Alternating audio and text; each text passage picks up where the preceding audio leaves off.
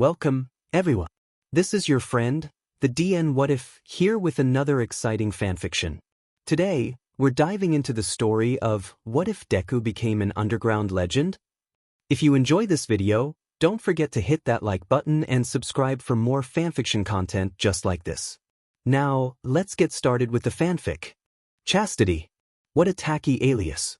It sounded like something from a cheap dark romance written by a man who'd never spoken to a real woman.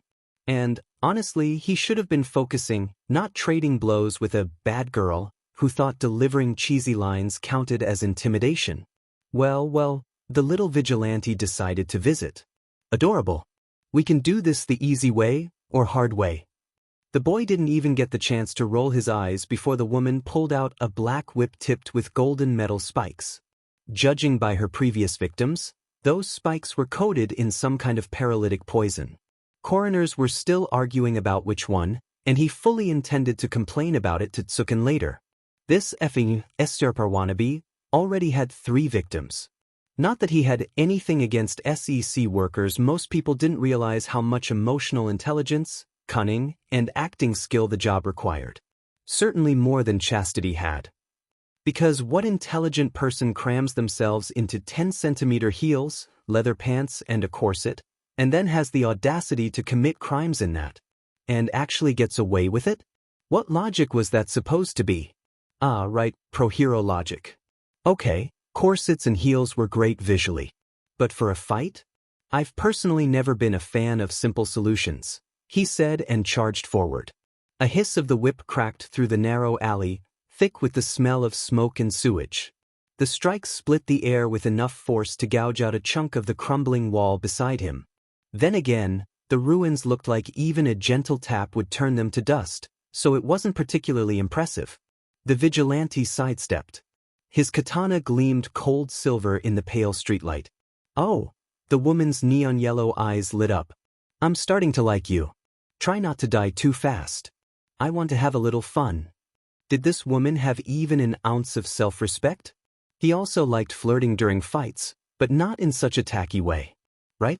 The woman swung the whip and wrapped it around the blade. Metal screeched as the katana was trapped.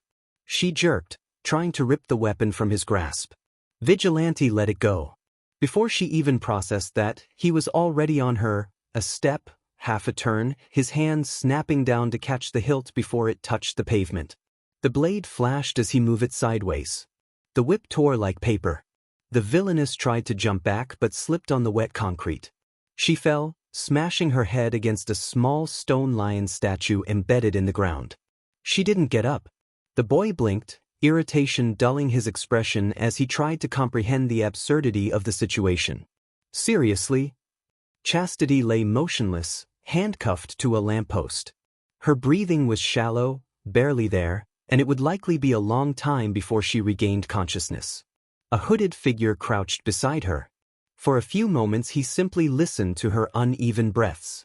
Only then did he raise his hand to the wrist interface and stare at the number that had been calling him relentlessly for 2 days. As he tapped the call button, his smile, the particularly spiteful one, disappeared behind his mask. 3 rings. A click. Then a familiar, tense voice. Useless. Hey, it's Tsukin. Miss me? The vigilante chirped. A dull silence followed, broken only by a shaky, relieved exhale. Finally, God, I thought. He stopped. What happened, kid? After the raid on the traffickers, you vanished. Everyone was looking for you. You didn't answer a single call. In my defense, I used to be way worse, the boy cut in quickly. He had no desire to sit through another lecture from the detective. Those tended to work like sleeping pills, and he absolutely didn't have time for a nap. Besides, it was just a bullet wound. Nothing major. But I'm not made of vibranium. Of what? Useless stared blankly at the tiny mole under Chastity's left eyebrow. How could someone not know what vibranium was? This wonderfully oblivious quirk society. He had thought Tsukin would be different. But, well, vigilantes weren't infallible. And disappointment was something he was quite used to. Anyway, where are you now, kid? Alley near Sato Street, Southern Sector. It's that woman who killed Inoue last week. Do you have her real name yet? Her quirk? I didn't have time to check. Imai AI. 24. Bartender. Minor vision mutation. The detective's voice went quiet for a moment. Are you there, alone? No, I've got company, he muttered, glancing at the unconscious murderer. But it's not very talkative.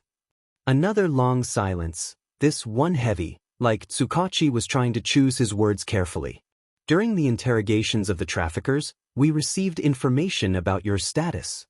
Tsukachi, the boy interrupted. Then came the sentence, soft, quiet, stripped of all professional armor. You are just a kid. That doesn't change anything.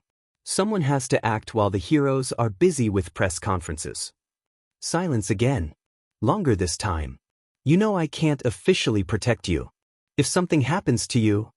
The vigilante scoffed sharply, the sound echoing between the wet brick walls. So now that you know my age, you're going to ignore everything I've done?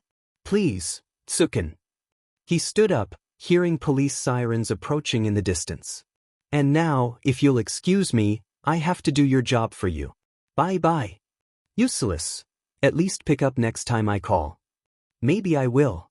Or maybe I'll let you call a few more times just to hear how much you care. He turned his head toward the battered woman tied to the lamppost. See, chastity? That's what flirting with death looks like. Humming under his breath, he vanished into the darkness as the police sirens grew louder. Shoyuda sat at a desk in one of the less frequented rooms of the station. His hands were loosely folded in his lap, face as unreadable as ever, though in his mind he was cursing the tight, uncomfortable chair. At this hour he should have been home, asleep in Zashi's arms. It wasn't the first time he questioned why the hell he still worked as a hero. He didn't even want to imagine how tomorrow at UA would look if he hadn't expelled his entire class.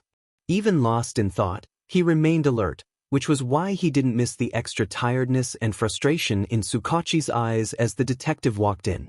He straightened slightly. That was never a good sign. Useless is back, the detective said, placing a paper cup of steaming coffee in front of Eraser. He disappeared for only 2 days. From what you told me, he's vanished for longer. Before. Shoyuda grabbed the cup with both hands, nodding in silent thanks and savoring the bitter aroma. He took a sip and fixed his gaze on his friend. You're not telling me something. The detective exhaled heavily, leaning back in the chair. After a moment he rubbed his face with both hands and looked at Aizawa with bloodshot eyes. About 5 months ago, a young man called my private number and greeted me with, I hope you're ready, because I plan on stealing all your free time. Then he gave me detailed intel on the Serpent Mutant gang that was smuggling weapons. We arrested 14 members without casualties, and every one of them insisted the police couldn't have caught them without help. That's how I found out they'd set off Useless, a vigilante who's been working alone for 2 years. Tsukachi paused to sip his own coffee. Shoyuda absorbed the information silently. His vigilante activity actually goes back further, 3 years. The detective continued with a sigh. Only today did I realize how different he is from other vigilantes. Shuda's brow twitched almost imperceptibly. As an underground hero, of course he knew the reputation and influence Useless carried. As someone close to the police, he had a general overview of the vigilante's crimes and future prospects. He knew him even as a civilian. Useless was the most famous vigilante in the country, constantly appearing in news feeds and social media. And he did it with full intent. His most viral moment was the photo he clearly sent to the media himself a year ago. In it, he posed with a peace sign in a completely destroyed office. Furniture in pieces on the floor, and behind him, taped to the wall with pink and blue sticky notes, was a massive sign reading Enduhor. The picture alone didn't reveal it, but the media confirmed that it was Endeavor's personal office in his agency, and the sign had been made from extremely important documents. Shoyuda didn't want to admit how long he'd wondered how on earth Useless managed it. But he doubted that was what Tsukachi meant. He raised a brow, silently prompting an explanation. In response, the detective reached into his beige trench coat, pulled out a recorder, placed it on the table and pressed play. So I was fighting with this fucker and he was fast as hell.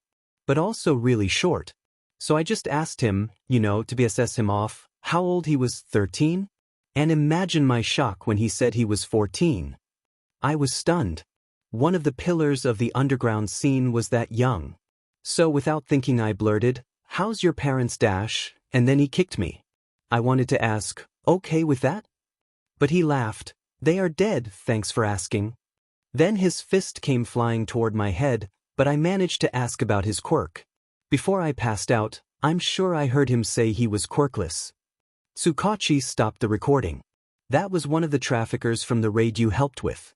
His quirk is similar to mine, but it forces people to tell the truth. And since my quirk confirmed he was telling the truth, we're dealing with a kid running around the streets. Shoyuta finished. Is there any chance he was lying? Maybe he convinced himself it was true, and your quirk confirmed it by accident. Ulysses practically confirmed it himself. Wait. Shoyuta stiffened. You're telling me that kid has been doing this since he was 11? He hissed, leaning forward. Well, Tsukachi grimaced. Actually, since he was 9. Aizawa usually didn't let emotions cloud his judgment. But learning about a 14-year-old child with no quirk and no parents, who began a criminal career at 9, was far from an ordinary situation. His normally relaxed features and half-lidded tired eyes, his daily trademark, sharpened into something cold and focused.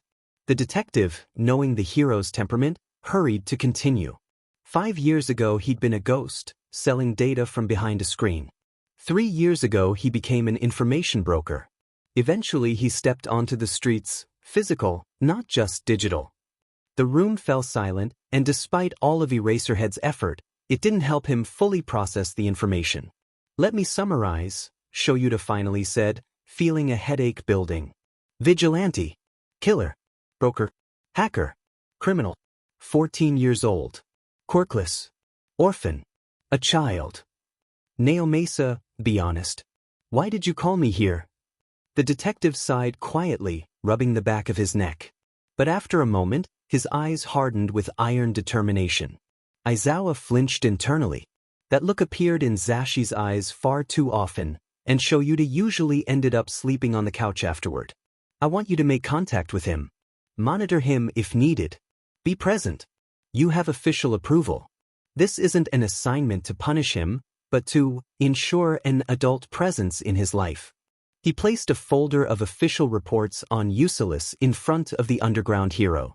Shoyuta stared at it the way he once stared at Nedzu when the principal offered him a teaching job at UA. I can't catch him. I won't, Aizawa thought, looking at the folder. But I can stay close. That's enough for now. Though irritation and reluctance curled under his skin, deep down a thin thread of responsibility pulled tighter. Not control. Not punishment. Just presence.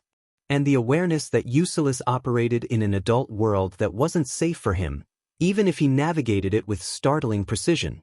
He thought that after expelling 20 students, he wouldn't have to deal with any children this year. But, as always, fate had other plans, because now he'd have to deal with a particularly troublesome one. He reached for the folder. 2 days after being shot, and I'm already back here, and not because of the Weaver. I never doubted my own stupidity, but I really don't want to prove I'm a thief. Izuku hissed, his hand instinctively touching the wound, as if it could somehow help. The shallow rhythm of his breathing was drowned out by the sound of a harp drifting from a handcrafted radio. The mood in the room could have been considered soothing, if not for the lingering scent of medicine, metallic and pungent, yet familiar and comforting. Like a promise that wounds could heal. If Midoriya had been someone else, he might have flinched at the thought of whose hands would help those wounds close. I didn't mean to fight. I just wanted to go to the pleasure house. He muttered gloomily. He frowned shortly afterward. That sounds bad. A dull, heavy pain flared with every twist of his torso, every lift of a leg, every sudden movement. As if someone had stuffed a stone inside him, rubbing against his flesh with every step. The vigilante had truly not intended to fight. He hadn't even planned on leaving the house. Especially since tomorrow he would go to the Weaver. What a waste. Ignoring the throbbing reminder from his wound, "Hey, I'm here, slow down," he entered a narrow alley. The crooked buildings leaned over it like old ladies whispering gossip. Most windows were shrouded in darkness, except for a few frosted ones, covered with rice paper from the inside, through which a faint pinkish-red glow seeped. From the outside, the building looked, to put it mildly, intimidating. The plaster had been peeling in chunks for years, and the door resembled the entrance to a bunker. Above the door hung an old sign with letters that had long since been erased, but anyone familiar with the city's darkness knew what the place was. Someone pretending to be a common vagrant always stood beside the door. This time, the act was worse than usual. One hand was stuffed in a pocket where Ulysses knew a weapon was kept. He walked in without issue, greeted by the smell of incense and perfume masking the scent of sweaty bodies. The space stretched wide, with a red, glossy dance floor, like a disco. Colored lights and strobes flickered along the walls, and a thin haze rising from lanterns completed the atmosphere. This was a public hall where people could dance, drink, talk, and watch others. The lamps cast warm, pulsing light that masked watchful eyes, bruises, and scars of every size. Anyone could hide in the crowd or at the bar, which the boy immediately approached. The dancing crowd parted before him like the Red Sea. The boy paid no attention to the stares fixed on him. His focus was entirely on the mutant behind the bar. She carried herself with predatory elegance, drawing the eye while keeping a distance. Her fur was silvery white, flawless, wrapping around a slender figure accentuated by a tight, strapless black dress. Long, glossy hair cascaded over her shoulders, and atop her head sat proud, pointed cat ears, while a fluffy white tail trailed behind her. Yet it was her eyes that held the most attention, two amber almonds glowing with a sinister, hypnotic light that seemed to pierce the soul. Her gaze was full of confidence, perhaps even disdain. This untouchable image disappeared the moment she saw the masked figure approaching. Her ears twitched, and her tail lifted slightly, swaying. The vigilante slowed, letting the crowd close behind him. He slid under the bar, his hand instinctively brushing the rough wood. He leaned sideways, hiding the pain under a layer of feigned nonchalance. Under the mask, he smiled widely, genuinely. Who would have guessed Mistress Nine Lives would be serving behind the bar? He said in a low voice, tinged with fatigue but familiar mischief. Her tail lifted a fraction higher. Only for those who walk in as if the place belongs to them, she replied, leaning forward. The lantern light slid over her fur like silver silk. You shouldn't be here. You smell of blood. He snorted softly. At least not yours. He braced more heavily on the bar with his elbow. The wound throbbed sharply, yet he didn't flinch. Got anything to drink? He asked, tilting his head. Something that won't make my situation worse than it already is. The Catwoman narrowed her eyes, a smirk tugging at the corner of her lips. For you? But first, tell me who tried to turn you into Swiss cheese this time. Ulysses sighed theatrically. Long story. He paused.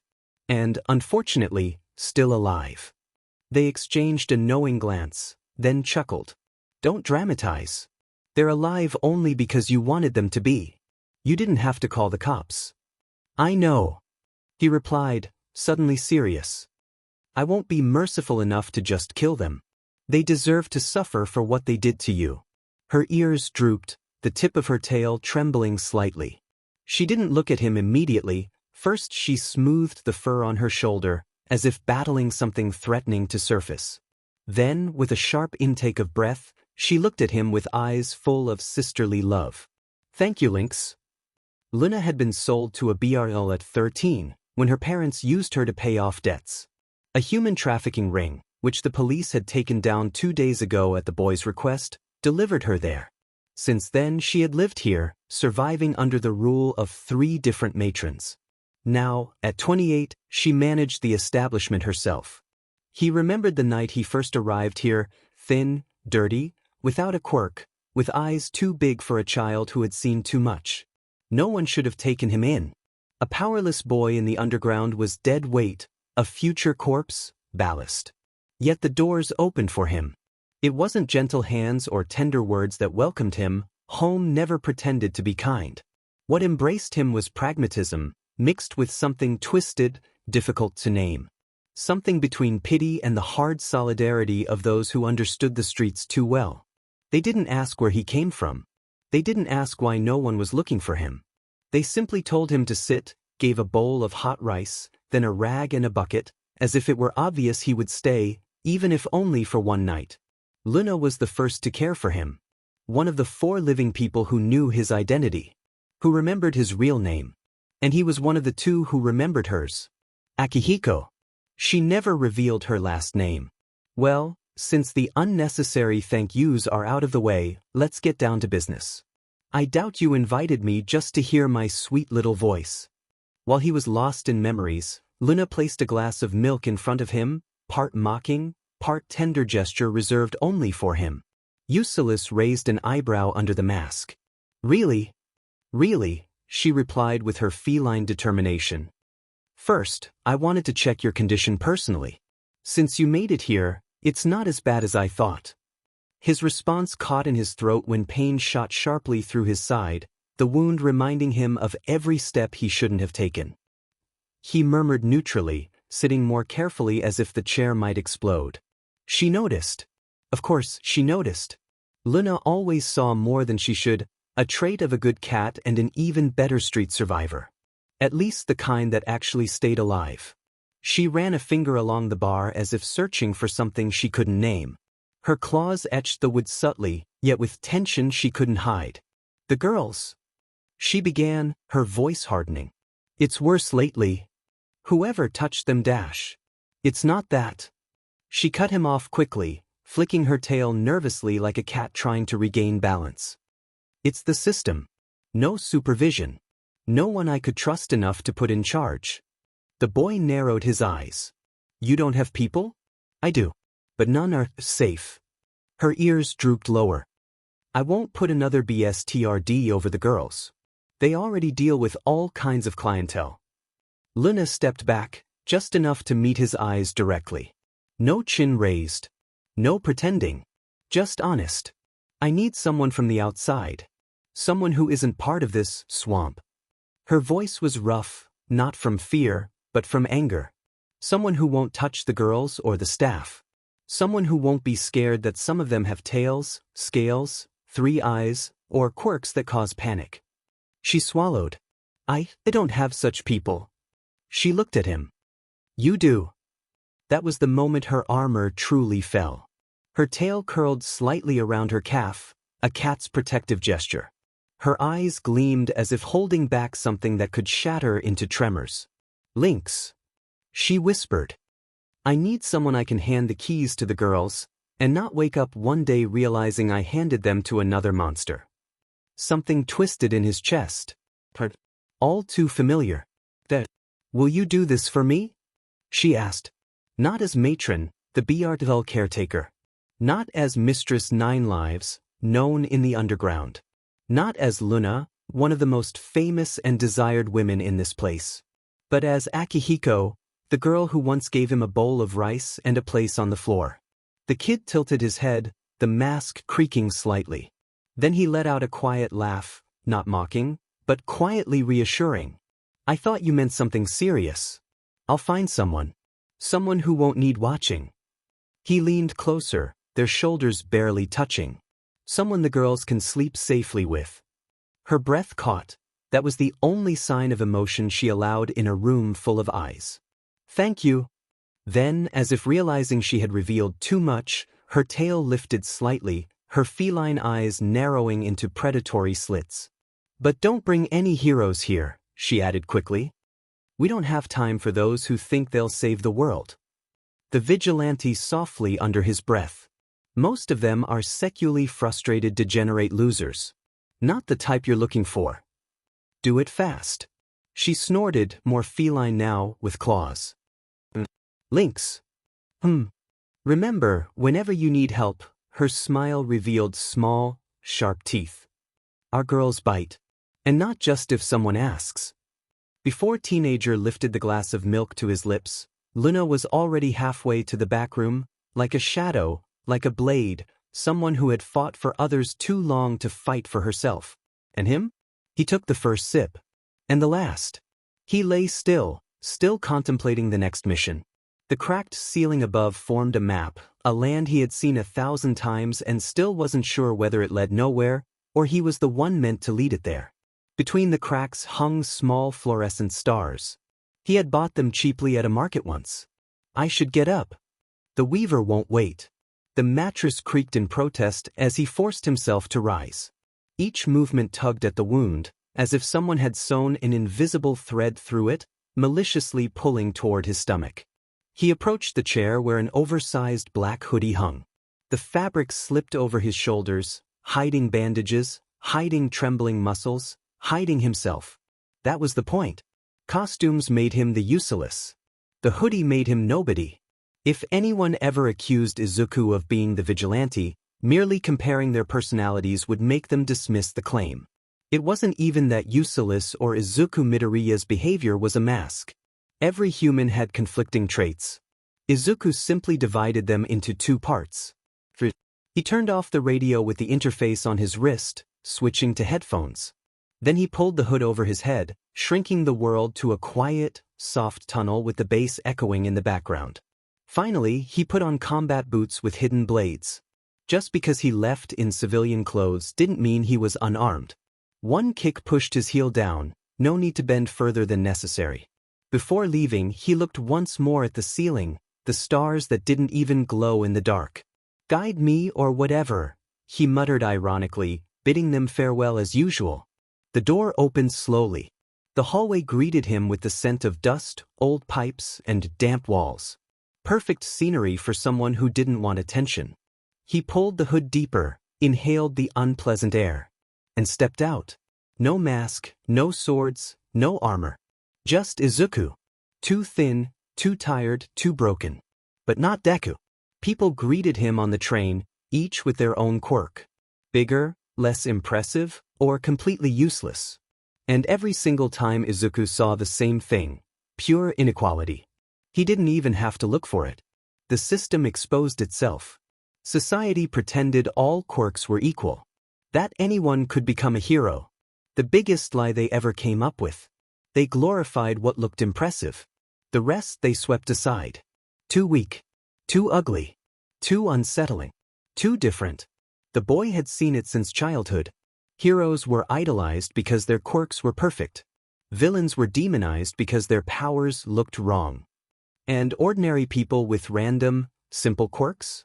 They were expected not to get in the way. He had been an unwanted obstacle in that system. He didn't fit into any of those categories. The boy grimaced as he stepped out of the vehicle. He usually didn't allow himself to wallow. But sue him, he'd had a rough day. A rough week.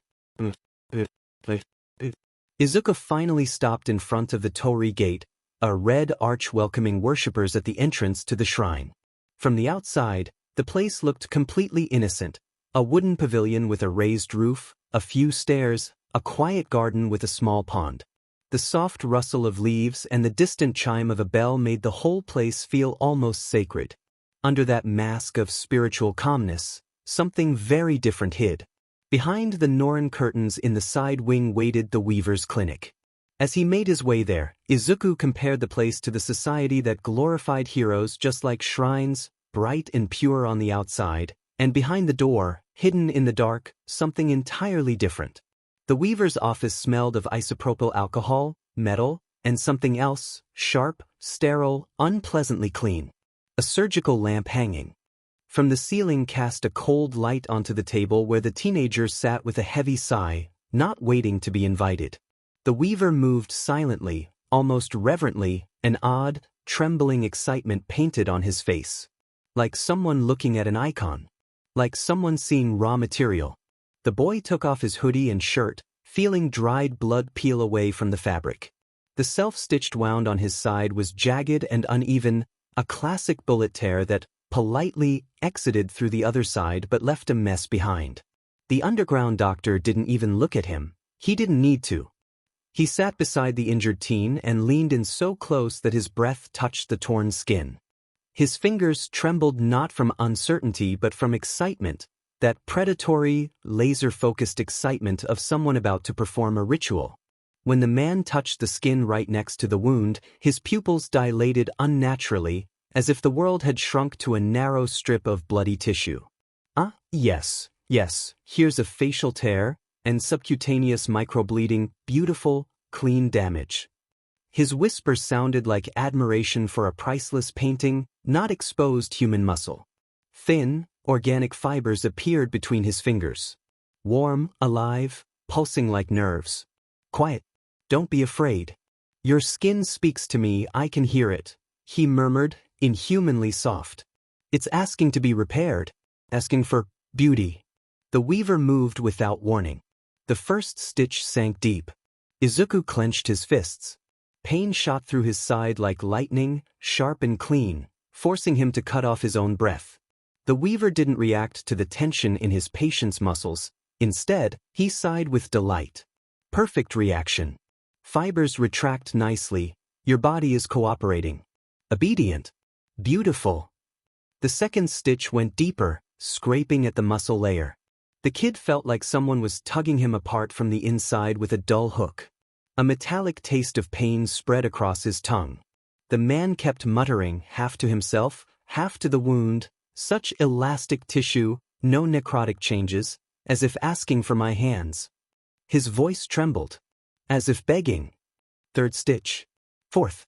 The fibers drew the torn layers of skin together with surgical precision, tightening them until Izuku felt the world shrink into a single line of pain, constant, flickering just beneath the surface. Finally, the weaver grabbed the deepest part of the wound, the section where the bullet had torn the muscle, and stitched it closed. That hurt the most. Izuku hissed through his teeth. The doctor paused only for a moment. Shoo, don't distract me. The last stitch tightened on its own, twisting the fibers like spider silk, until the wound closed into a neat, smooth line. The weaver pulled back, looking at his work with reverent awe.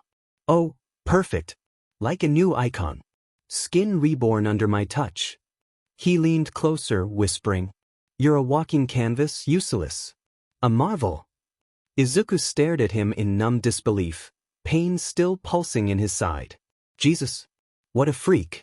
Unfortunately, that pervert had the pleasure of being the best underground doctor thanks to his quirk and his skill. He was also one of the 4 people, including the vigilante himself, who knew his identity. But he didn't have to fear betrayal. The doctor didn't care about power struggles, and no one was stupid enough to threaten him. The entire underground would demand their head for trying. His quirk was fascinating too. It was called Skin Weaver.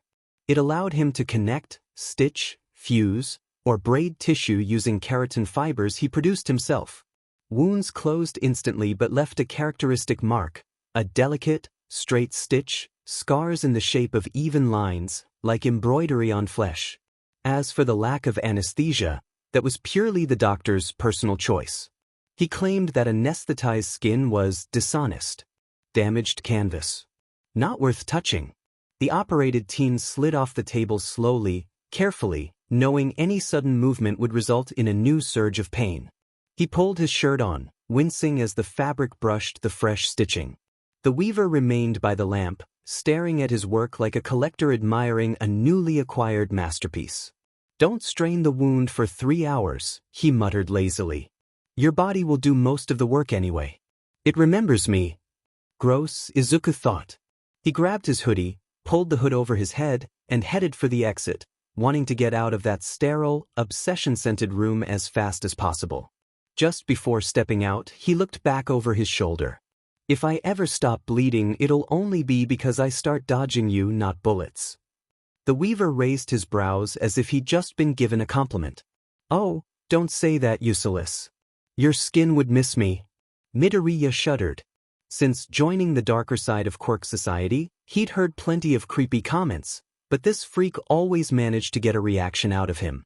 And he left, abandoning the surgeon artist and his too wide smile. Tonight, the cat and mouse game was finally going to end. Shoyuta had spent the entire week trying to sift through the chaos of rumors, searching for anything that might help him understand the vigilante and gather more information than what the police files held. What he found outside of them was even more frustrating. Whispered stories. Exaggerated fears. Cold stares from underground dwellers who clenched their fists as if the mere mention of Ulysses triggered a defensive instinct. Finding him alone? Nearly impossible. The boy had no schedule, no territory, not even a consistent rhythm. The underground widely believed, and Shoyuta had to admit it made sense, that Ulysses finds you, never the other way around. But Eraserhead wasn't naive. He knew that if his mission was officially to track this kid down, then the kid already knew. Maybe even from day one. That's why he didn't bother hiding his search. If the vigilante was watching him, let him see he had no intention of backing down or causing harm. And that night he finally found him. The teen sat on the edge of the roof of an old, crumbling factory on the outskirts of Mizudafu, a small, relaxed silhouette. Shoyuta slowed his steps, hearing something in the dark that was definitely not conversation. The boy was singing, quietly but clearly. There's a psycho in my head. I'm closer to the edge. Making me feel like I'm living in misery. Misery? Insane. These voices in my brain. The words echoing across the roof sounded like a warning. This wasn't going to end well. Shoyuta took several steps forward, intentionally letting his boots make a dull, heavy sound against the roof. In the darkness, nothing was worse than approaching silently. And he hadn't come as an enemy, just someone who wanted to talk, or at least try. With each step, he observed the boy, the way he didn't turn his head, though he must have heard him, the absent tapping of his fingers on the edge, the slight sway of his head to an invisible rhythm. Something about the scene pinned Shoyuta in place. The song, the boy's unguarded profile, and the realization that this teenager kept the entire underground at a greater distance than most adult villains. And then Ulysses suddenly stood up and turned to face him. His silhouette was wrapped in a black, tight military-cut coat, unzipped and reaching down to his knees. The material was dense, fire-resistant, its smooth leather-like texture rustling softly with every move. Thin silver stripes ran along the seams, barely visible in the dim light, like lines of light outlining shadow. On the sleeves, beige only in texture but dulled to a deep shade, subtle greenish stitches glimmered like the sleeping breath of flame. Crossed katanas gleamed on his back with serrated edges, sharp as rain.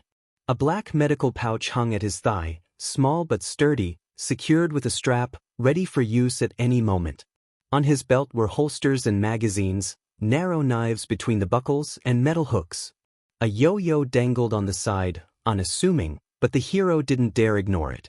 Under the coat he wore a fitted thermal suit, black as smoke, with green-silver accents threading the seams. His gloves ended in long metal claws, and the knuckle, elbow, and knee guards glinted dully in the lantern light. Heavy boots rose to his knees, reinforced with steel toes, silent despite their weight. A mask, like one used by graffiti artists, covered his face, black, with a green filter shaped into a grin. Above it sat goggles with narrow lenses, combining thermal vision and flash protection. On his left hand was a thin, indestructible screen, silver like a mirror reflecting faint green interface lights. But his intimidating appearance collapsed instantly the moment he opened his mouth. "Wow. You're hot." Silence fell. Sacred silence. The hero blinked slowly, as if his brain simply refused to cooperate. "Excuse me?" he asked, bewildered. No, it's fine. I'm not taking it back." The boy waved a hand. "Just wow. Great job, genetics, chromosomes. Whatever you guys have going on there." Shoyuta opened his mouth, closed it, then opened it again, trying to find any reasonable words he could actually say out loud. He found none. "Listen," he began carefully. "I didn't come here to whatever this is." "Flirting?" Ulysses supplied with childlike enthusiasm, completely mismatched to the scene. "That was flirting. Maybe not from you, but definitely from me." Aizawa sighed heavily, the kind of sigh only someone who's worked in the system for 10 years and thought he'd seen everything could produce. "I just want to talk to you," he said slowly. "About your activity. About Y-. Official talk." The problem child raised his hands theatrically, like someone caught admiring someone way too attractive. "Well, in that case, you should know I totally understand that poor detective who kept you away from me for so long." "What? Well, you see, the guard pointed at him with a clawed glove, if he'd brought you to me right away, I would have dropped him on the spot and glued myself to you. Zero resistance. That's how hot you are. That dash, Shoyuta blinked slowly, is ridiculous. Michim. And effective. The vigilante said with deadly seriousness. Look at you. Completely disoriented. That's my secret. People tense up, I throw a compliment, and their logic module dies. Shoyuta no longer knew if he should feel threatened or just exhausted. Probably both. Can we go back to the discussion about your actions? He asked, rubbing his temple. Sure. The boy walked closer, steps far too light for someone wearing armored boots. But fair warning, if you look at me again with that, I'm a responsible adult, face, it'll knock me off my rhythm and I'll have to compliment you again. Why? Escaped the hero before he could stop himself. Because it turns me on. Useless shrugged. Shoyuta closed his eyes for a second, promising himself that if anyone ever said hero work was predictable, he would personally drag that person across half of Mizudafu. Fine, he said quietly. Let's try again. I'm here because dash. You're hot, I know. Because I want to discuss your activity, for the love of dash. Useless raised his hands in mock surrender. Okay. I promise. I'll try not to flirt. That didn't sound like a promise. Because it wasn't. His intuition was right again. Tonight really was going to be awful. It was a dream. Izuku knew it was a dream. Or rather, a nightmare, a vision born of sleep that crept into his mind as naturally as his own shadow. He recognized it because he had visited this place often before. He walked forward across the water.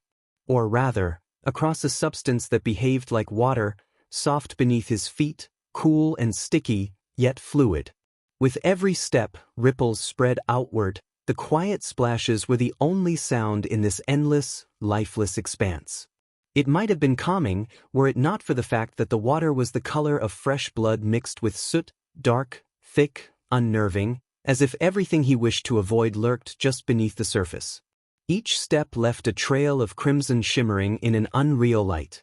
Above him stretched an infinite gray, heavy clouds hung like a weighted curtain, and here and there, pale, cold streaks of light broke through, as if the sun were trying to pierce the smoke of hell itself.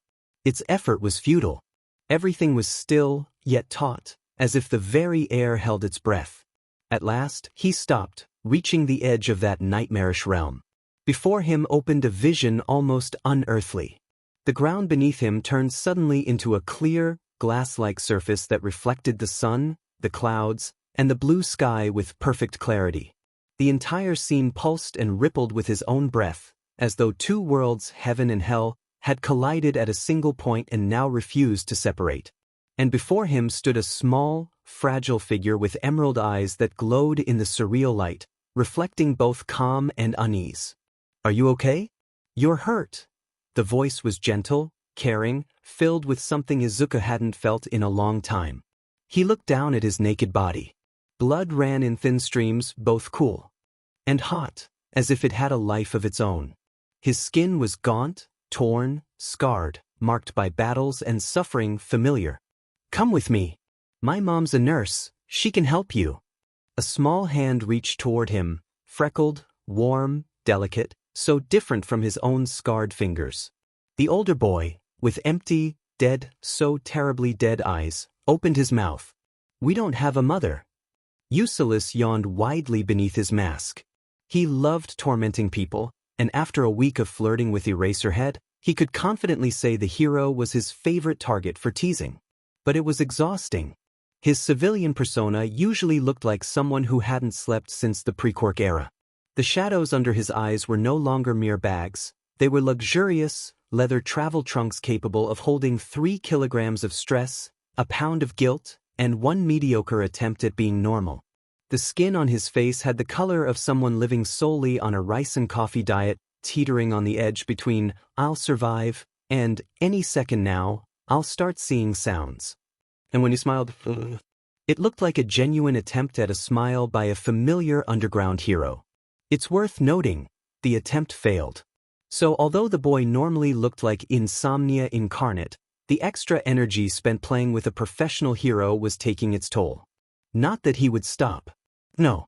Currently, Ulysses was in a dark underground den, bathed in that particular half-light that made even the loudest secrets feel safe. He was waiting for the person he intended to assign as the new guard for the B'Artsel. The task was harder than it should have been, even for someone with connections so extensive that the average underground resident wouldn't know which way to bow. He couldn't exactly stroll onto the street and ask the first stranger, "Hey, want to watch over girls from perverts and idiots?" In the underground, the job market worked differently. More chaotic, more cautious, and decidedly less legal. The matron, as reasonable as always, had already put out the word that she needed someone with the right character and backbone, moral or at least physical, for protection. The boy was to be the final selector. Hence, he was now sitting in a bar, one of the few places suitable for discreet conversations. The owner, a man with the manners of an information broker rather than a bartender, could choose any object in the room and create a soundproof bubble around it. Perfect for deals that shouldn't escape the red neon glow.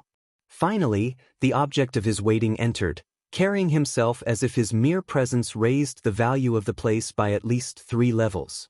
He bore the signature stance, "I ate trauma for breakfast," with the aesthetic of a murderous lizard's gaze, a smile of the "I ruin someone's day and I like it" category, and skin stitched together as if hastily assembled for a show.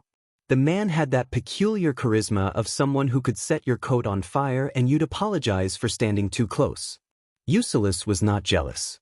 Of course, one couldn't ignore his pyromaniac performances, the kind known in the underground better than escape routes. He ignited emotionally as often as physically. And since his flames were rare, more burning people to the bone than singed your sleeve, his reputation grew with every new rumor. As the figure found him with his eyes, he approached the table slowly, confidently, with the caution of someone who had learned to always sit facing the exit. The vigilante's gaze swept over him from head to toe. "You're hot," he said as a greeting, leaning back in his chair casually.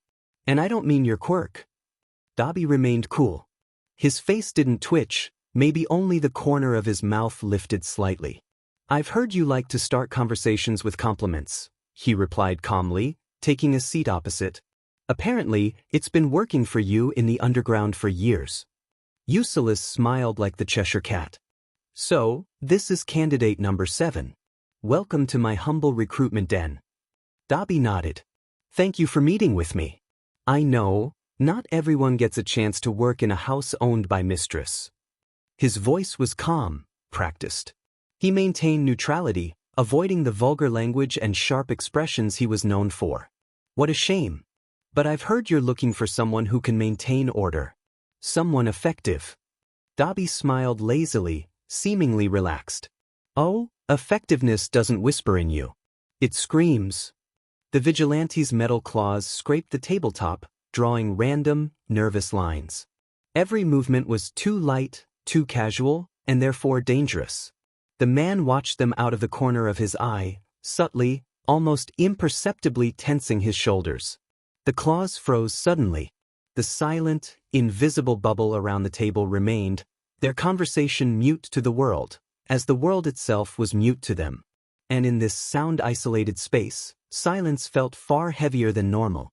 The face beneath the dark hood, toxic green goggles, and smiling mask leaned slightly forward. Ulysses stared straight at the blue-eyed pyromaniac, observing every micro-twitch, every spark of tension crossing his body. A subtle smell of smoke began to rise, not aggressive, but warning, like a dog's growl. So, the boy dragged out the word, tasting his uncertainty. "What do you want from me? You don't think I don't know why you're really applying for this job, do you?" The criminal's turquoise eyes pierced the bright lenses of Ulysses' goggles, as if trying to see through them and read the expression beneath. "That's true," he admitted cautiously, too quick to call it calculation, too reasonable to call it foolish. At least he wasn't lying. Point for self-preservation instinct. "They say the BRTHL is under your protection. That was the only foothold I had." Dobby slowly traced his finger along the rim of his whiskey glass. A gesture seemingly casual and elegant, but his gaze never left the figure before him. Ulysses tilted his head slightly, like one observing a rare animal in a cage. The only foothold, Interesting. People usually come to me out of desperation or greed. Do. The claws tapped the table again, rhythmically, like a ticking clock. You look like you came here with determination. That's far more unsettling. The man lifted his gaze, as if trying to gauge whether it was a compliment or a threat. Suddenly, a terrifying, sinister chuckle burst from the vigilante's throat. His head jerked sharply to the right, and Dobby felt the choking weight of an invisible stare. You don't think you're mysterious and cautious enough to keep your past from lying before me like it's on a plate, do you? The pyromaniac froze, like someone suddenly aware of a crosshair at his neck. Then, no beating around the bush. The boy leaned in, gazing predatorily into those beautiful, fiery eyes. Tell me what you want my help with. The mask was barely centimeters from Dobby. Tell me, pyromaniac, what do you want to know? And why should I give it to you? The air warmed. Dobby no longer hid the blue sparks dancing on his skin, harmless, yet visible. Hatred burned in his eyes like real flames. The man clenched his fingers around his glass. I want, he said slowly, to burn Endeavor. The flickering fire on his features looked like a promise. Or a sentence. The Cheshire Cat smile returned beneath the mask. I love it when employees are honest. Dobby had no idea what to expect from the elusive vigilante. The underground was buzzing with so many rumors about him that you could wallpaper the entire pleasure house with them, and worst of all, not a single one was negative. That meant one thing. The guy was really good. Too good. One thing was certain. Knowledge is currency, and Ulysses was a DMN banker who didn't deal in small change. So, when Dobby applied for a job at the BRTL, he prepared for exposure. He expected that sooner or later, someone would discover who he was. He just thought it would happen later. Maybe after 2 glasses of sake, a few months of pretending to be normal. As normal as someone can be when covered in scars and stitches. And after he'd gathered enough intel on the vigilante to know whether the guy might try to rip his throat out. He hadn't expected it to happen so fast. Who could have predicted the Ulysses himself would show up in person to discuss employment? Dobby expected one of the BRTL staff. A bored receptionist, some overweight bouncer, anyone with less of a, I'll kill you without noticing when you stop existing aura. Instead, he got Ulysses. Short, but predatory as a rabid wolf. With the kind of movements that said, I don't need to be big for you to have problems. Every inch of him screamed experience, the kind earned only when your job demands being simultaneously a surgeon, a psychologist, and an executioner. And from the first sentence, he already knew too much about him. He knew his past, who he had been, who his father was, and probably just how carefully one shouldn't bring it up without a helmet and a bulletproof vest. Or a fireproof one. It was Ulysses' open antagonism toward Endeavor that made Dobby study the guard with the attention of a pathologist examining a fascinating specimen. If someone publicly and for fun undermined the authority and reputation of pro-hero number 2, they were either a complete idiot or someone who truly had nothing to lose. And Dobby liked those types. Mostly because they seemed smart enough to see what a colossal a-hole NG Todoroki was. So he dared to think about asking Ulysses for help. Maybe even collaboration. And when he confessed that his life's greatest dream was to burn his SPRM donor to ashes, and Ulysses not only didn't throw him out, but practically hired him on the spot, Dobby considered it a sort of blessing. Not the holy kind dispensed by a priest. Probably more like a pact with the devil. But there was a catch. Of course there was. The test. Because nothing in Dobby's life could go smoothly. Not even employment at a BR. The night was thick, sticky with moisture, scented with shoji wood. The large, traditional Todoroki residence loomed like a relic, grand, perfect, soaked in the wealth and ambitions of the man who had brought him into the world. The paper shoji panels trembled lightly in the wind. Wooden beams creaked like an old man long overdue for bed. The place looked beautiful, and completely unsuitable for 2 criminals on a destruction mission. The neighborhood fell into darkness precisely at 2:16 a.m. Not because of a storm. Not because of a blackout. but because Eucylus, with the casual precision of a surgeon and the exactness of an assassin, entered the city's power box, masking his actions so the system read everything as a routine segment reset. Endeavor's house sank into absolute black. Not even the backup systems blinked, because Eucylus had hacked them before touching the main panel. Dobby stood next to the Zen garden, his boots sinking into gravel, hands slick with sweat. Hey, this is dumb. Really funny but very dumb. Still the house of hero number 2. Stop breathing like an asthmatic, the gleeful vigilante chided. Nobody will hear us anyway. Power's out all over. House is empty. Simple. Dobby raised an eyebrow. Simple, said the cybercrime genius breaking into Endeavor's residence. Nothing could be simpler. Perhaps some tea next? A massage? Seriously, this easy? He whispered, trying to sound nonchalant, failing miserably, like pretending to be sober after 4 hard drinks. As long as you enter from the inside. Eucylus replied, as if discussing IKEA furniture assembly. That idiot's cameras have independent power. You have to blind them during the reset. Perfect window. 30 seconds. Enough. Sure, piece of cake. Dobby repeated, though he wanted to ask, did I just hear someone else call my father an idiot? The vigilante slid the shoji panel aside in one fluid motion. The door opened silently, revealing the interior, pristine tatami, cold, empty walls, simplicity so pure it almost offended. Dobby swallowed. He didn't know whether it was fear or excitement. I'm really doing this. Really entering Endeavor's house. No mask. No plan. With a guy who treats it like a normal Tuesday. You coming? The planner asked without even looking back. Yes. I'm coming. Of course I'm coming. Why wouldn't I? Dobby whispered, then added mentally, maybe because he'll kill you if he finds you here? This is the worst idea since TikTok was invented. They entered. The house dissolved in silence. It smelled of incense, rice paper, and that goddamn sense of perfection Endeavor must exude like sweat. It brought back unpleasant memories. This is his room. Personal. Sacred. No one enters but him. Eucylus said, a note of mischief in his voice. Perfect place for a test. Of course. Why not trash my old man's sanctuary at 2 a.m.? Dobby muttered. Brilliant idea. Wonderful. The smaller boy slipped his hand into the door crack, opening it silently. Endeavor's room was a blend of sterile DSPN and manic ego, heavy desk, trophies, mementos, gallery photos. Everything in perfect, geometric order. Dobby spat quietly. Oh, a narcissism bath, master level. Feels like a museum for a man who only loves himself. Eucylus snorted. All right, let's start the devastation. You've got 5 minutes.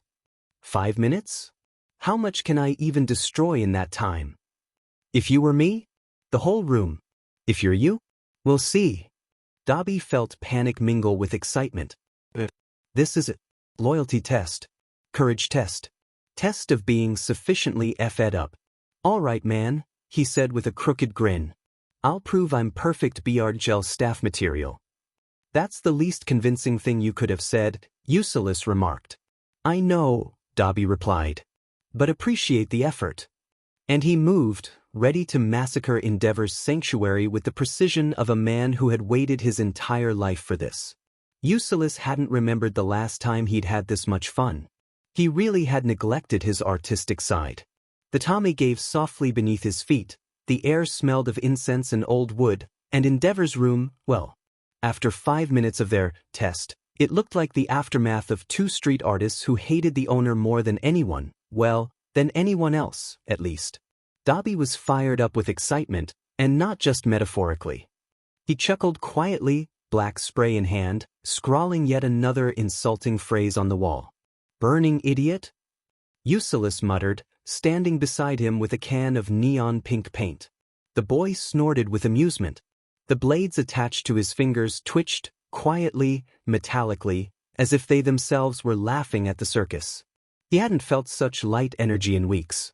He couldn't remember the last time he let himself be this reckless. His conversations with Eraser didn't count. He treated those flirtations very seriously.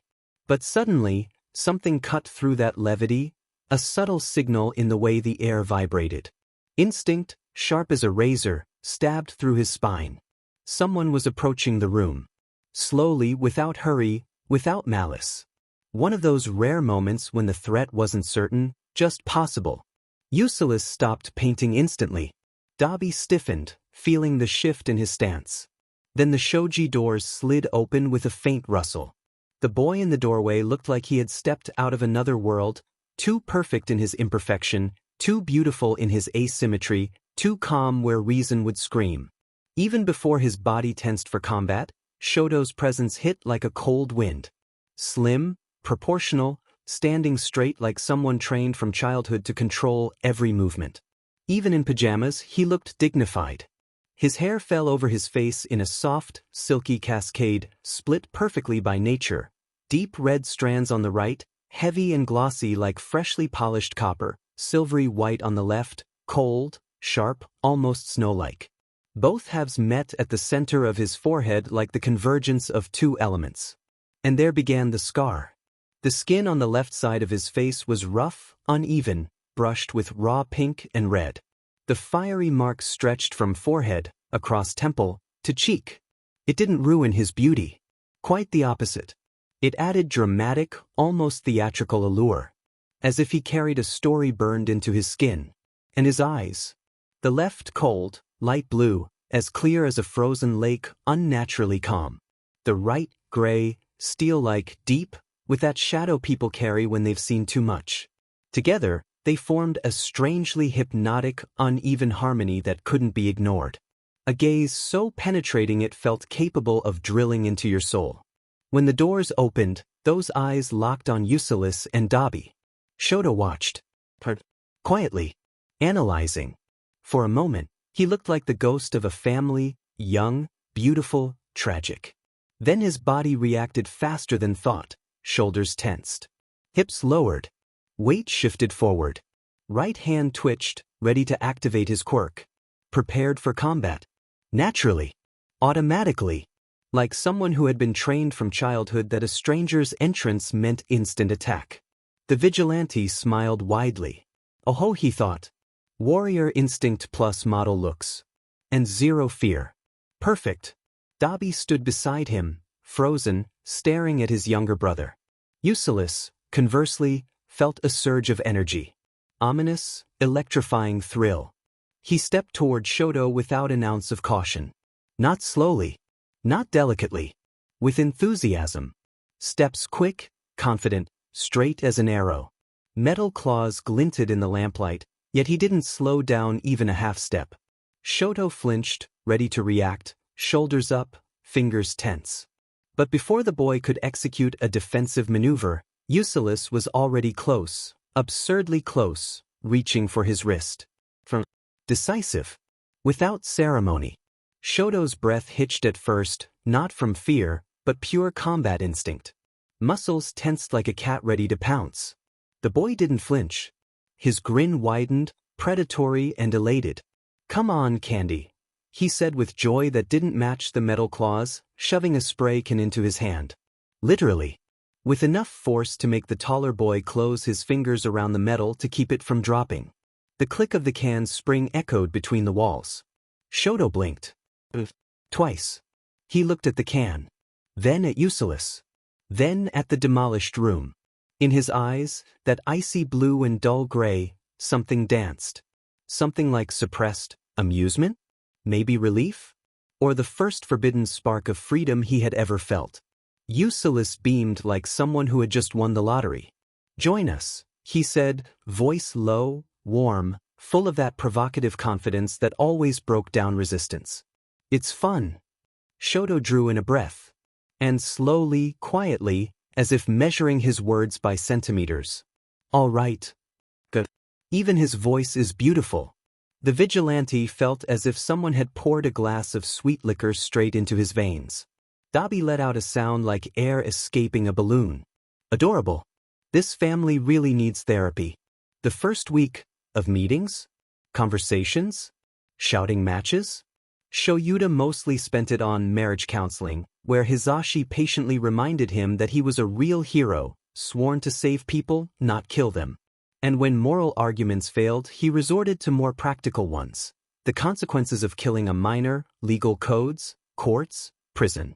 Aizawa felt genuinely insulted that his own husband seemed to think he'd get caught like an amateur and let himself be thrown behind bars. Even if he did, he was about 70% sure he'd escape sooner or later, assuming it wasn't Tartarus. Besides, Shoyuta doubted the Hero Commission would even let him rot in a cell for killing a vigilante who hacked the HPSC government server just for fun. But then Mike added something far more crushing: "And I'd be mad at you." And that argument, the underground hero could no longer ignore so easily. So when Hisashi wasn't comforting his husband or giving him advice on handling problematic kids, he was laughing to tears at his partner's misfortune. Shoyuta, on the other hand, found nothing funny. He mentally noted never, under any circumstances, to let Eusilis meet Hisashi. Especially since Eusilis had casually mentioned polygamy. Yes, he openly asked if he and his husband would be willing to bring a third person into their relationship. Setting aside the fact that the question came from a 14-year-old and that Aizawa and Hisashi had absolutely no interest in polyamory, it was yet another proof of the young vigilante's terrifying, almost supernatural intelligence-gathering abilities. After all, only a small circle knew about their marriage, and only because they thought it was wise to tell them. As for Netsu, if they hadn't, he would have found out anyway. And Shoyuta preferred not even to imagine the scenario where Netsu met Eusilis. This week, however, which was just coming to an end today, turned out to be surprising. The vigilante seemed to be in better spirits than ever. So much so that Shoyuta caught himself staring at him several times, as if trying to detect a hidden reason, a trap, a joke, anything. Yet the boy was simply happy. Naturally, without that theatrical edge that usually accompanied his behavior. Of course, Aizawa suspected that the whole setup, flirting, teasing, dramatic disappearances, and equally dramatic escapes, was still a large part of the mask Eusilis liked to wear. But in this lighter, calmer version of the boy, Shoyuta noticed another fragment of the child he had involuntarily agreed to care for. A child with too many masks and too few moments to simply be himself. Though the vigilante still loved to provoke him, this week they had far more conversations where the guardian didn't resort to flirting every 3 sentences. They discussed the stupidity and incompetence of minor criminals, shared their own street experiences, and even, much to Aizawa's astonishment, moved on to the topic of his cats, which the kid received with suspiciously high enthusiasm. Then, 3 days ago, something even stranger happened. It was Eusilis who asked for a joint patrol. He explained that he wanted the hero to show him his skills, in practice, not on a roof, where the wind always dramatically blows your hair. And Shoyuta, against his better judgment and all internal alarms, agreed. So far, to his quietly guarded surprise, he had no regrets. At first, the whole idea of a joint patrol was Shuta's chance to finally see the vigilante's actual combat skills, and more importantly, to make sure nothing happened to him. He knew that Eusilis had killings on his record and commanded respect in the underground that many adults could only dream of, but that didn't mean Aizawa suddenly stopped worrying about a problematic, too clever child. He even had to explain, multiple times, that he didn't consider him weak or incapable of saving others. He just felt safer knowing that Eusilis wouldn't hurt himself out of recklessness, bravado, or a refusal to think logically. Especially after what happened on the first day of their patrol. Because 5 minutes after setting out, before they even got a chance to check anything, a small-time thief with a kinetic rebound quirk appeared on the street. The kind who unconsciously acted like a living trampoline. Before Aizawa could react, the kid leapt forward, ready for a flashy takedown, and was launched into the air like a tennis ball bouncing off a concrete wall.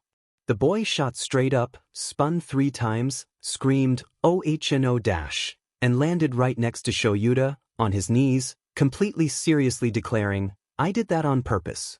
It was a vertical recon. Shoyuta didn't even have to say anything, his expression said it all. Yet, the laughter that escaped Eusilis a few seconds later, in response to his face, sounded genuinely real. And even though the patrol ended with catching the fleeing thief and a monologue about public safety, Shoyuta decided it had been worth it. Because a child who could laugh so sincerely at his own stupidity could still be saved. And that was exactly what he would do. No matter what. Though the hero should have left such reflections for later and focused on the present moment. A woman's scream tore through the night like a blade, sharp, terrified, echoing off the cold walls. Ulysses was already moving, light and soundless, and Shoyuta followed right behind him. In the darkness they moved like shadows, instinctively in sync. The alley was a dead end, lit only by a flickering street lamp. Four men surrounded a young woman, pressing her against the wall. Their movements were drunk on aggression, chaotic, yet deadly. Great. A night patrol classic, the vigilante muttered under his breath, his tone unchanged, lightly amused. The adult didn't reply. He simply stepped forward, and his presence hit the attackers like a sudden shift in atmospheric pressure. When Aizawa activated his quirk, the world seemed to freeze for a brief moment, as if the air itself held its breath, sensing the change. His eyes, usually clouded with sleepiness and apparent indifference, ignited with sudden red light. This was no ordinary glow. It was a crackling, merciless blaze that stripped away every lie, every illusion of strength. Eraser's gaze narrowed, sharp as if it could slice the air in two. His hair lifted, as if moved by a wind no one else could feel, a silent sign that the energy of his will had pulled taut like a drawn string. The image of a perpetually exhausted man vanished, leaving only a watchful predator. The bandages wrapped around his body twitched, coiled, ready, an extension of his own muscles. Aizawa made no unnecessary movements. He didn't need to. A single flash of his crimson eyes was enough to take away a weapon, the weapon being the enemy's own body. The attackers froze, unsure of what was happening. Scarlet eyes pierced them like blades. One of them stepped back and lost his balance. Another jerked violently, as if gravity itself had turned against him.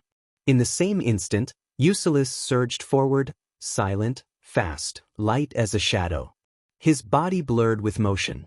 He slammed his shoulder into one attacker's solar plexus and swept another's legs out from under him in a single, fluid motion. Both hit the ground before they could make a coherent sound. I told you, Eraser, that you're literally knock dash. Focus. Aizawa hissed, dropping the third man, who had tried to strike blindly with a useless wing one that couldn't be erased. I'm always focused, Shochun. The vigilante replied with a pout, dodging a pathetic swing. The attacker tripped over one of his own accomplices lying on the ground, and the boy merely nudged him with a finger. That was enough. He staggered and slammed straight into the wall. That was completely unnecessary. Shoyuta muttered. That was elegant. The vigilante corrected, brushing dust from his hands. And you know what? I think you can be my partner. You look great next to me. Aizawa rolled his eyes. The woman, still trembling, stared at them in disbelief. Shoyuta approached her first, checking that she wasn't injured. Meanwhile, Ulysses bound the attackers, humming quietly, like a performer concluding a flawless act rather than a street fight. You know, Shochan, he said suddenly, we just proved we make a great duo. Maybe we should come up with a joint vigilante name? Like Dash. Ulysses, the hero cut in flatly. Silence. Okay, but only because you look especially authoritative tonight. Aizawa shut down any further commentary with a glare. The vigilante kept smiling, humming, delighted at having just taken down 4 opponents together. Thankfully, the scarf in darkness hid the small, satisfied curl of Shuta's mouth as he turned his attention back to the woman. Then he abruptly looked away. Her blouse was torn, and she tried with shaking hands to cover her bra and the rest of her half-bare torso. Ulysses's sudden movement startled them both. The boy threw a jacket over her shoulders, taken from one of the attackers. Sorry you have to wear garbage clothes, he said lightly. But I can't give you my coat. I have way too many illegal things in the pockets, and the eraser sitting over there can't give you his shirt, because you and I would probably get murdered by a very loud blonde man. The girl wrapped the jacket around herself with trembling hands. She looked to be in her early 20s, with short blonde hair and caramel-colored eyes now gleaming with unshed tears. Her lips parted as if she wanted to speak, but the vigilante interrupted gently, firmly. This isn't the first time, is it? Shoyuta felt an icy pressure grip his chest. He wanted to reprimand him for the bluntness, the casual tone, but he couldn't. Eusilis's words carried a weight of truth that couldn't be ignored. He set his anger aside and focused on the woman. Her face went even paler. Her eyes filled with a fear so deep it was almost tangible. I've met people after assaults before, the vigilante continued, calm, too calm. Most react with screaming, panic, chaos. They fight, run, tremble with helplessness. You, he leaned closer, gaze attentive without judgment. You're too calm. That can mean only two things. Either this has happened before and you know what danger looks like, or you know the perpetrators and this isn't unusual for them. Or both. The woman recoiled, clutching the jacket tighter. The air grew heavy, her expression confirming his words. Shoyuta watched closely, body ready, but his mind tried to comprehend how much fear and pain could hide in that silence. Beside him, Eusilis stood like a shadow. I work with those men, she said quietly, but they're higher up than me. No one respects me enough to act. I'm not worth it. Not an important cog in the company machine. Not someone worth fighting for. The girl's passive demeanor, the way she seemed to accept, rather than resist, the horror that had befallen her, struck the hero deeply. He had encountered victims of domestic abuse, SXL assault, and self-inflicted harm before, but because of what Hizashi liked to call his emotional lockup, he had always struggled with offering comfort to the wounded. So instead, he chose to focus on the technical aspects of the situation. Is the company you work for large? He asked carefully.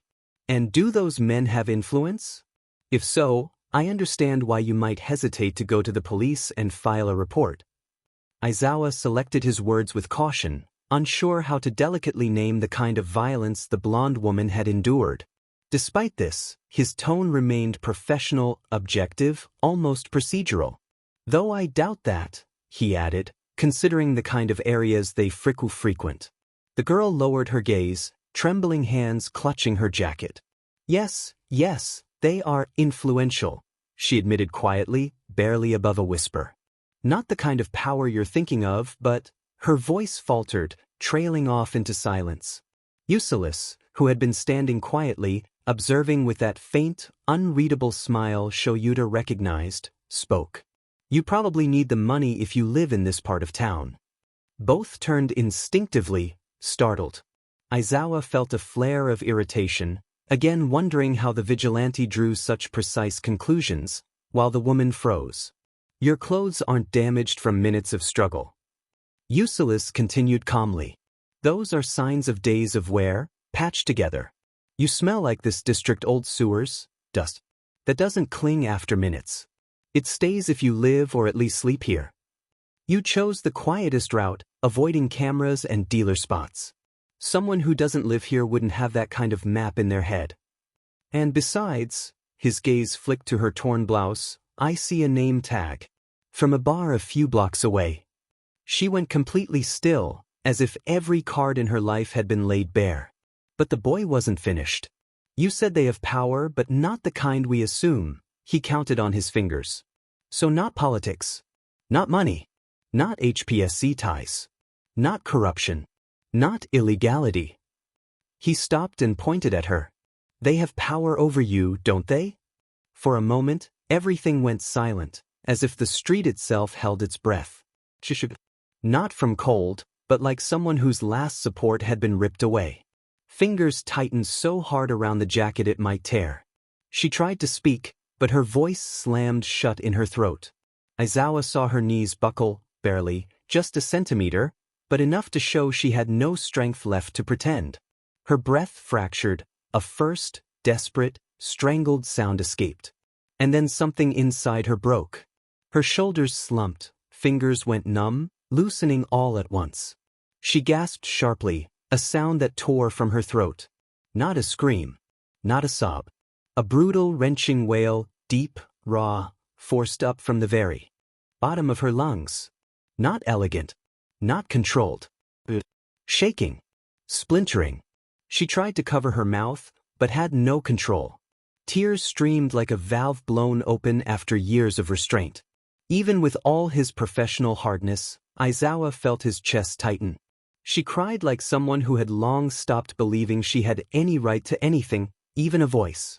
A dark coat cut across Shuta's vision. Eusilis lowered himself slowly to her level, deliberate and careful, stripped of usual sharpness that might startle her. He didn't touch her. Just crouched so she didn't have to look up.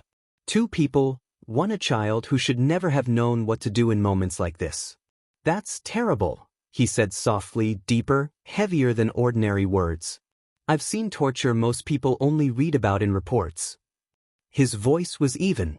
Not cold. Even. "I've seen people broken on tables. Muscles torn to bone. Burns carved until fat melted. Toxins injected that rot the body. I've heard the screams of people whose hands were crushed over and over, until the bones stopped breaking, because there was nothing left to break." Aizawa clenched his teeth. Just enough to be visible to those who knew him. The boy kept talking. Not with awe, not to provoke. It was a forensic account, cold, clinical, and disturbingly matter-of-fact. "I know psychological manipulation, isolation, sleep deprivation, trauma bonding. I know what chronic fear does. I know the eyes of someone whose will is shattered." She sobbed unevenly, gasping. The vigilante leaned closer, then paused. When he spoke again, tone softened and cut deeper. "But RP..." He met her gaze directly. "RP kills bodily and mental autonomy simultaneously. Tears them apart instantly. No time to defend either." Her body spasmed. Sob returned, louder, uncontrolled.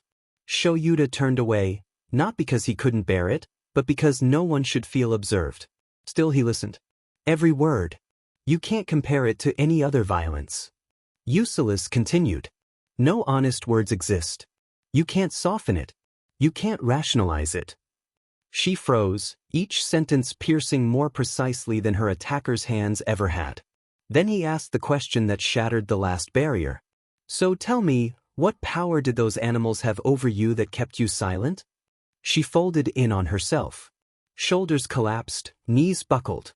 A sound came, not ordinary crying, something raw, strangled inside for months. Aizawa shifted, subtly sliding his foot so that he stood a little closer, an instinctive, protective reflex, one Eusilis did not possess. Especially not toward himself. The girl trembled, gripping the fabric of her jacket until it gave way in her hands. She opened her mouth abruptly. Her voice came out torn, unforgivingly honest, and utterly broken. "I was born from RP. My mother never told my father. But my looks, my traits, nothing matched. And when my quirk manifested and had nothing to do with his power, he snapped. He left her. Didn't want explanations." She inhaled shakily. "It destroyed her. She worked terrible jobs. Barely staying upright. We lived in an apartment no one should live in.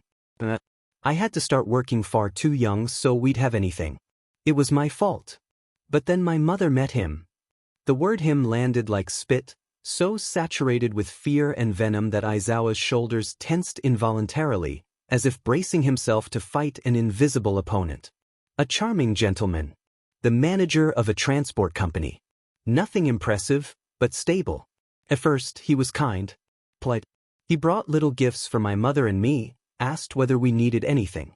He even offered me a job in administration, right at the lowest level, but for someone without an education, it felt like winning the lottery. Mom was in love. Happy for the first time in years. Money stopped being a crisis. And I foolishly thought things were finally getting better. Her voice faltered. That was the beginning of hell. Eraser frowned silently. Eusilis shifted only a millimeter, sensing the true confession coming. There were no warnings. No flirting. He just did what he wanted to me. Her voice cracked, but didn't stop. I couldn't stop him. Bigger. Stronger. His quirk enhanced everything. He told me what would happen if I told my mother. That she wouldn't believe me. That I'd destroy her life. That I was ungrateful. Dramatic. That I should be grateful. Her body shook violently. And I stayed silent. Tears streamed. I thought I was repaying her suffering, carrying a fraction of her pain. At least I'd do this right. Aizawa looked away, not from shame, but from fury he couldn't unleash. But it got worse. Her voice hardened, strangled. He let others from management touch me. The air went taut. Aizawa stepped forward half a pace, shielding her. The vigilante radiated pure contempt. I couldn't take it anymore. Then came the sound. Desperate, raw, inhuman. Not crying. Not sobbing. A wound screaming. The woman grabbed at her hair and pulled, as if trying to tear the pain out of herself by force, but before she could hurt herself, Ulysses reacted instantly. He caught her hands, his smaller ones tipped with armored metal claws, and closed them in a firm, steady grip. She spoke through broken breaths. I wanted to tell someone, but my mother, she's pregnant with his child. How am I supposed to tell her she's carrying another RPSD's baby? What am I supposed to do? Her body sagged. Every muscle failed. Aizawa clenched his fist so tightly his knuckles went white, and a sudden, raw silence trembled in the air. The vigilante watched the girl for a long moment with that unnatural, feline attentiveness of his, until at last, in a quiet, calm tone utterly out of place, he asked, "What's your name?" The simple question, spoken so plainly, hit like a shock. She reacted almost instinctively. Hajime Yami. All right, Yamikin. The boy immediately flattened the distance between them, discarding formality with the ease of someone who had never truly practiced it. See. He raised his left wrist, interface lighting up. I've informed a detective friend. A patrol car will arrive shortly. Female officers only. And my friend's quirk works like a lie detector. So, Tada, he made a theatrical gesture, the trash gets locked away. Hajime stared, as if someone had suddenly offered her a world she had never believed could exist. Fear remained, but beneath it, something else stirred. The vigilante tightened his grip on her trembling hands, warm, steady. Your mother loves you. The words hit like a projectile. Hajime choked, eyes widening irrationally. Ulysses continued calmly. You can hear it in how you talk about her. I've met mothers who rejected children after RP. Beat them. Or never allowed them to be born. But yours didn't. She fought. Even when it looked like she was losing. And she raised a remarkable woman. Tears filled Hajime's eyes again, but this time no shame, no pain. Only fragile, trembling shock. The vigilante smiled faintly under his mask, short, cocky, somehow soothing. And honestly, you were stupid. Not judgmental. Just factual. A woman who went through what your mother did would never want her daughter to suffer the same. I think she'd kick that BSRD so hard he'd fly out the window. Hajime let out a sound between a sob and a laugh, fragile, trembling, but alive. Police sirens wailed in the distance, echoing off cold walls. Aizawa moved first. Slowly, carefully, straightening to address the officers. He knew this moment belonged to those who understood the darkness of the human heart. But he heard Ulysses's final words. Be proud. You survived. Now live. At the beginning of the week, the vigilante was in such a good mood that Shochan started wondering whether he was planning to kill someone. Or himself. It might have had something to do with him humming Hooked by Why Don't We, though he wasn't entirely sure. But no. Although, he had to admit, choking himself or someone else would have been easier than watching Dabi's reactions all night. Because there was something tragically comical about it. Tuya Todoroki, alive, burned by his own fire, a relic of trauma and anger, standing side by side with his younger brother who had no idea who the other really was. And on top of that, having the time of his life waving spray paint around in Endeavor's room. Dabi, on the other hand, looked at Shudo with every glance as if he were simultaneously about to cry, vomit, and evaporate. Ulysses had to stifle a few laughs, knowing that any outburst now would probably mark the start of a Greek tragedy. Shudo was pure charm in his stiffness. At one point, he pulled Ulysses aside and admitted he had seen him in the media before, and that he loved how much the vigilante drove his father mad. Ulysses, of course, responded cheekily, flirtatiously even, and Shudo just blinked those heterochromatic eyes, still learning how to react to compliments. Absolutely adorable.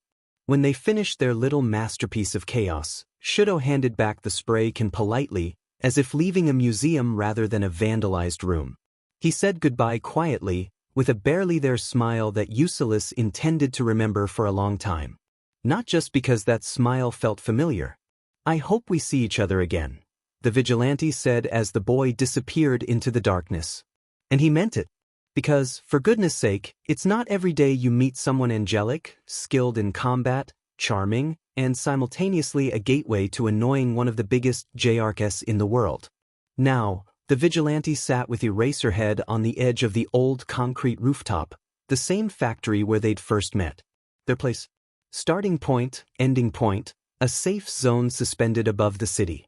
After handing Hajime over to the officers, Aizawa didn't go down with the patrol to file a report. Instead, he silently followed Ulysses, the two parting ways only at a higher point, where the wind was cleaner, the world less crushed, safer, more stable. Shochan's weapon was a fabric woven from an alloy of various metals, threaded through with carbon fibers. Yet the boy was convinced there had to be some kind of pocket in space-time hidden within it, considering the fact that the hero pulled 2 lunchboxes from beneath his scarf and handed one to him. He had started bringing him food a few days ago, precisely from the moment Ulysses had nearly gone into joy after tasting a meal prepared by the hero's husband. The boy's delight in home cooking had been so genuine that Aizawa raised an eyebrow, and present Mike puffed up an extra 5 centimeters in pride upon hearing about it from his husband. When the vigilante mentioned he hadn't had anything prepared by someone who truly wants to feed another out of care, in a long time, Shochan just stared. For too long. The next day, he got his first lunchbox. And when the hero learned that the vigilante's usual diet consisted mostly of seasoned rice and instant ramen, where boiling water was the most valuable ingredient. From that day on, the kid got a lunchbox every day, a green one with the loud, cheerful inscription, "Enjoy, little listener," written in Yamada's overly enthusiastic handwriting. Ulysses loved present Mike. And Shochan was absurdly lucky to have someone who not only loved him but fed him like a grandmother at Christmas. When the boy lifted the lid, a scent burst out that didn't at all match the dreary rooftop of the abandoned factory. Inside waited a meticulously arranged meal. In one corner, a layer of glossy rice, lightly sprinkled with black sesame, steamed warmly, sending up gentle wisps of heat. Nestled beside it were a few golden pieces of tamagoyaki eggs layered so perfectly, fold upon fold, that Ulysses decided only true love or obsessive perfectionism could have made them. They smelled sweet, as if someone had captured the very essence of morning. Carefully arranged nearby were inari pockets, soft tofu soaked in a sweet broth, glistening lightly, tender beneath the chopsticks. Next to them, a few gleaming sushi rolls. Simple maki, but bound so neatly that the boy hesitated to disturb them. The nori cracked at the first bite, as if reminding him that food could also be an expression of care. And in the very center, in a small compartment, sat a perfectly shaped karak, somehow still warm, fragrant with creamy filling and freshly fried breading.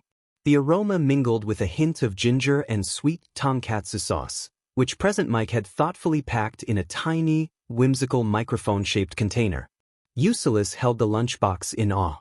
"Your husband should watch for future kidnapping attempts," he murmured with his mouth full.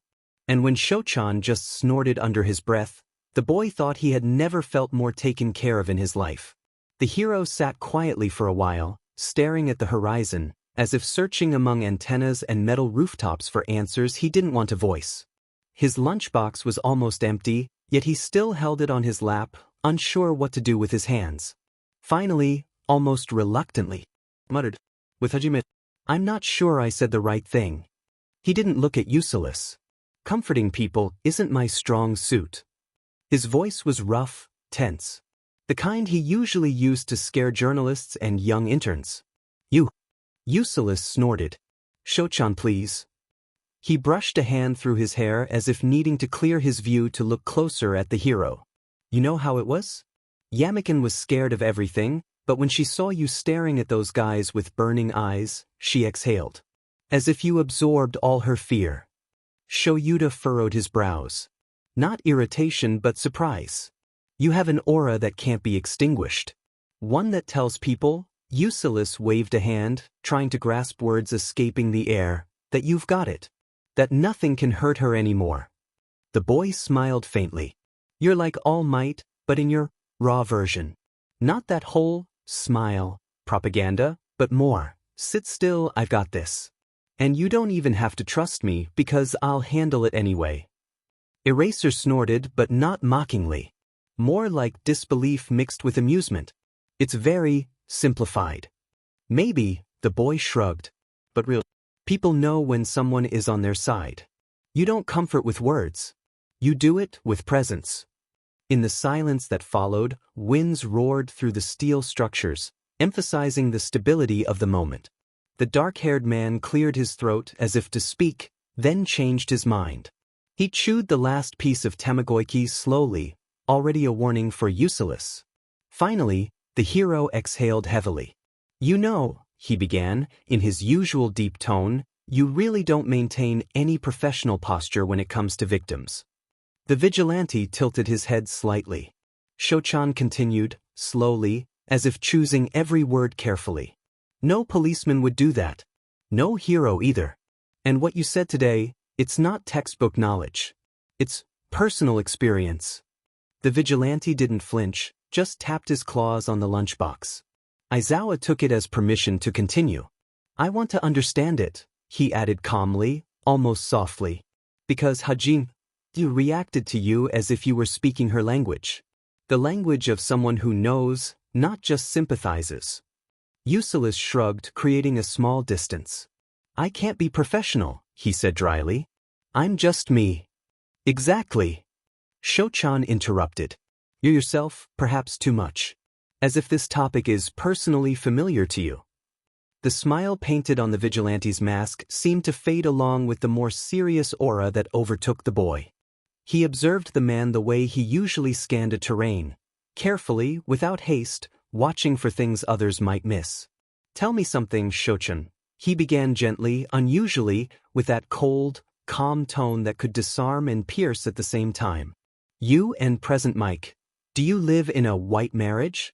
He asked, seemingly casually, like someone making a small inquiry. Shoyuta almost choked on air.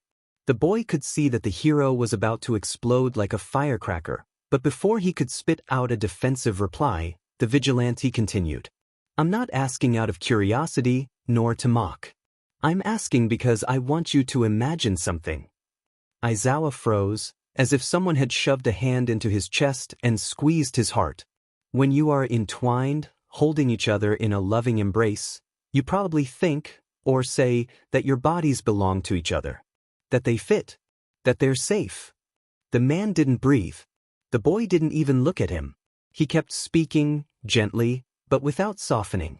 It's a huge intimacy. Immense. Trust that ordinary pleasure could never provide. He paused. Then his gaze shifted to the taller figure beside him. Now imagine that what you do with your husband, someone else does. Without asking. Without consent. Without the possibility to stop. The air on the rooftop thickened, as if the temperature had dropped several degrees. Ulysses continued, almost in a whisper. That's RP. Shoyuta swallowed audibly. There was no shock in his eyes. There was awareness. And something else, a barely visible shadow of pain as he looked at the child across from him. He sat in silence for several more seconds, as if weighing every word he intended to say. His face showed no sympathy, just the same factual focus he had when analyzing mission footage. Problem child, he finally spoke quietly but not softly. That, what you're talking about, he addressed him directly without evasion. Did that happen to you? The boy didn't flinch. He didn't lower his gaze. He didn't hide behind a joke. He just exhaled more deeply, as if considering what he wanted to say to the hero. I grew up in a BR. He finally answered calmly, as if talking about the weather rather than his own childhood. Shoyuta froze. The muscles in his neck tensed involuntarily, not from sympathy, but from the violent image that had just entered his mind.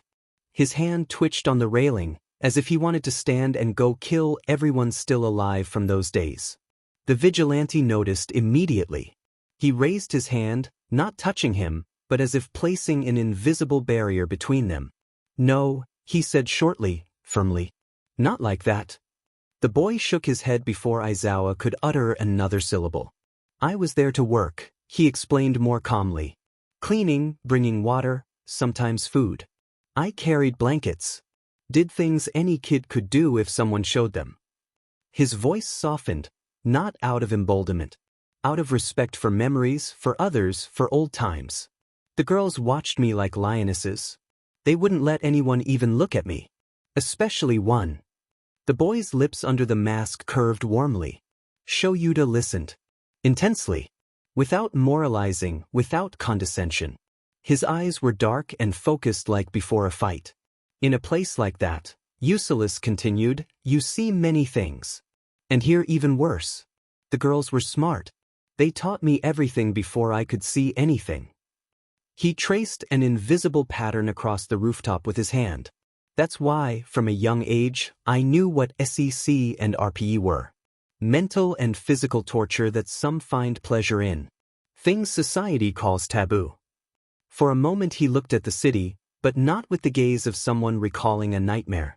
More like someone remembering an old, nostalgic story. The hero didn't apologize. Didn't deny. Didn't try to protect him. He just nodded, a gesture in his language meaning, "I understand." Eucellus saw it in his eyes. That tiny spark, not sympathy, because Shochan doesn't operate in those terms, but cautious, cold logic, trying to piece the facts together, trying to understand without judging, trying to reach the truth even if it's dirty. And he knew the man couldn't fully understand. No one could. But he appreciated that he was trying. That he didn't look away like most heroes, who preferred to ignore the thin layer of darkness beneath the shiny facade of heroic deeds. Easier to save in the spotlight than in dark alleys. Well, his Shochan was an underground hero. One of the best. Those who don't run from the grime. The hero didn't notice that the boy didn't fully answer his question. 2 weeks earlier, a few hours before meeting Dabi, the monitor flickered with a sickly green glow, washing over eyes that couldn't remember the last time they had closed for sleep. Izuka dragged the mouse with a slow, mechanical motion, scrolling through files, registries, reports, all the small fractures in the world that everyone else pretended not to see. Dabi. The name kept surfacing in street fight logs, burned-out warehouses, grainy surveillance footage. Another violent delinquent obsessed with fire. A case like 100 others. If not for the blood. One sample was enough. One drop to scrape off an entire illusion of identity he'd been trying to maintain. Izuku scrolled past another string of code, breaking into HPSC servers with a level of precision that made his own skin crawl. The breach wasn't even difficult. The Commission's protections were built for TechWork users, not for someone who'd spent years dissolving systems from the inside out. Idiots. Ignorant idiots. He opened Endeavor's files again, though he already knew them by heart. Among the top 10 best heroes, and simultaneously the national record holder in collateral damage. Highest mortality rate. Most injured civilians. Most ignored calls for help. It didn't surprise him that the Commission watched, nodded, and then looked away. But this time he wasn't examining the records. He was studying the family. A bizarre marriage formed like a business contract. A woman bought like breeding equipment, now locked in a psychiatric ward. A boy who officially didn't exist, Tuya, supposedly dead, though too many things pointed to someone having trained his quirk first, pushed him until he could burn that violently. 2 defective children who weren't worth training, discarded, irrelevant. And the youngest, the perfect product, whose bones and mind were broken until he fit the blueprint of the ideal hero. Izuku read slowly. Too slowly. As if any sentence could suddenly reach out from the screen and clamp a cold hand around his skull. The room seemed to tilt, but his eyes stayed fixed, cold, methodical, sleepless. The paranoia sharpened his thoughts. Made them cleaner, quieter. The problem wasn't the information. It was what he intended to do with it. The file vanished. A new screen lit up with a name. Takami Kigo. Izuku leaned back, cracking his neck. Something inside him smiled, quiet, unnatural. He smothered it. He needed to be careful now. Delicate. Time to make myself useful, he whispered into the dark, empty room. Only the dust seemed to listen. Present. June nights in Japan could be treacherous. Near the ground, heavy humidity clung to the air, warning of the rainy season. But the higher you flew, the faster the warmth bled into darkness. Hundreds of meters up, the cold sliced beneath clothing like a steel knife, carrying the smell of rain, smog, and the city's electric tension. Hawks hovered in the air a few meters above the edge of the building. Even through the heavier, insulated fabric, he could feel the cold trying to slip under his skin. His raptor mutation made him especially sensitive to temperature. What others barely noticed could slow him down, seep into his bones. That's why his suit and undershirt were lined with heat-retaining fibers, and his gloves had extra insulation. He was hero number 3. He couldn't afford goosebumps. His thoughts were as cold as the air around him. Tactics. Analysis. Objective. He'd known those words since he was 7 years old. Since the moment the commission took him under its wing and taught him one rule: suppress feeling. Obey logic. Move before thought drifts. They dug the impulses out of him. Left only efficiency. That's why he was here now, on a rooftop he'd visited regularly for 2 weeks. A place where someone who should not have this kind of access to him, had been leaving gifts. Not random. Not meaningless. Packages marked in thick, unmistakable letters. For Hawks only. Don't involve the commission. It's not a bomb. Seriously, stop panicking. Hawks hated when reality didn't fit the pattern. And these gifts were very, very off-pattern. The first one he opened with maximum caution, sending his feathers inside like a set of sensors. No explosives, no trap. There was a blanket. Enormous, soft, absurdly warm. In golden shades almost matching his eyes. And a tiny note. From Ulysses. He should have reported it. The commission had drilled that instinct into him deeper than flight. Instead, he brought the blanket home. He loved it. Critical thinking, he reminded himself. Critical thinking told him it wasn't a trap. Critical thinking did not cover blanket-related incidents. Then came more gifts. Expensive jewelry, shining in a way that irritated his bird instincts. That basic, stupid part of his brain that always reacted to light on metal. A box full of tiny plush birds representing species only ornithologists remembered. And finally, a thin white card with a date and time. 22, next Sunday. Same roof. Hawks knew what that meant. Or rather, what it looked like. 4 months the commission had wanted his head, but once they discovered Ulysses was quirkless, suddenly he wasn't worth the resources. A normal kid.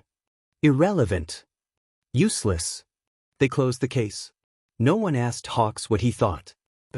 Because he shouldn't tell them how idiotic that decision was. Ignore a vigilante just because he had no quirk? Did everyone forget the information trade with criminal groups? Illegal hacking and surveillance, including of the commission itself? Acts of vigilantism, execution-level justice? And countless other operations? Absurd. And yet, that same absurdity gave him freedom. He wasn't required to arrest him. He wasn't required to chase him. He wasn't required to do anything. So he came to the roof. Silent, tall, wrapped in cold and humidity. The city pulsed with light beneath him. And he, hero number 3, prepared himself for a meeting that shouldn't happen. He had already sent out his feathers, thin as sensors slicing through the night air quieter than the wind. Each one carried data, movement, air pressure, temperature, heartbeat. They registered one person. And entirely free of murderous intent. It soothed him by a millimeter. Never more. He landed soundlessly, each placement of his boots on concrete controlled with the perfection beaten into him through years of discipline and pain. He stopped several meters behind the boy. Close enough to react, far enough to avoid a trap. A small silhouette sat at the ledge like an abandoned figurine. All black clothing, no reflective surfaces, a mask covering half the face. 2 serrated katanas crossed on his back, an impractical choice, impossible to hide, but perfect for intimidation. The boy swung his legs over the abyss as if he were at home, not atop one of the tallest buildings in the city. He hummed under his breath. So rhythmic, disturbingly carefree. A child. The second observation came from his sense of smell. The scent hit him suddenly, rich, fatty, familiar. Chicken. His wings twitched, microscopically. His feathers tightened the way they always did when his instincts surged.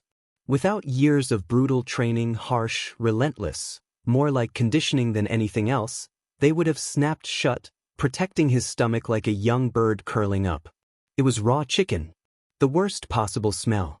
The strongest trigger. A part of his brain, the one the commission tried to kill, hissed, food. But that part had no right to exist. The commission had forbidden raw meat since he was 11. For safety. For image. So he wouldn't seem too animalistic. Too abnormal. Hawks exhaled quietly and stabilized his feathers. He could taste the metallic hunger on his tongue, but he smothered it like everything else.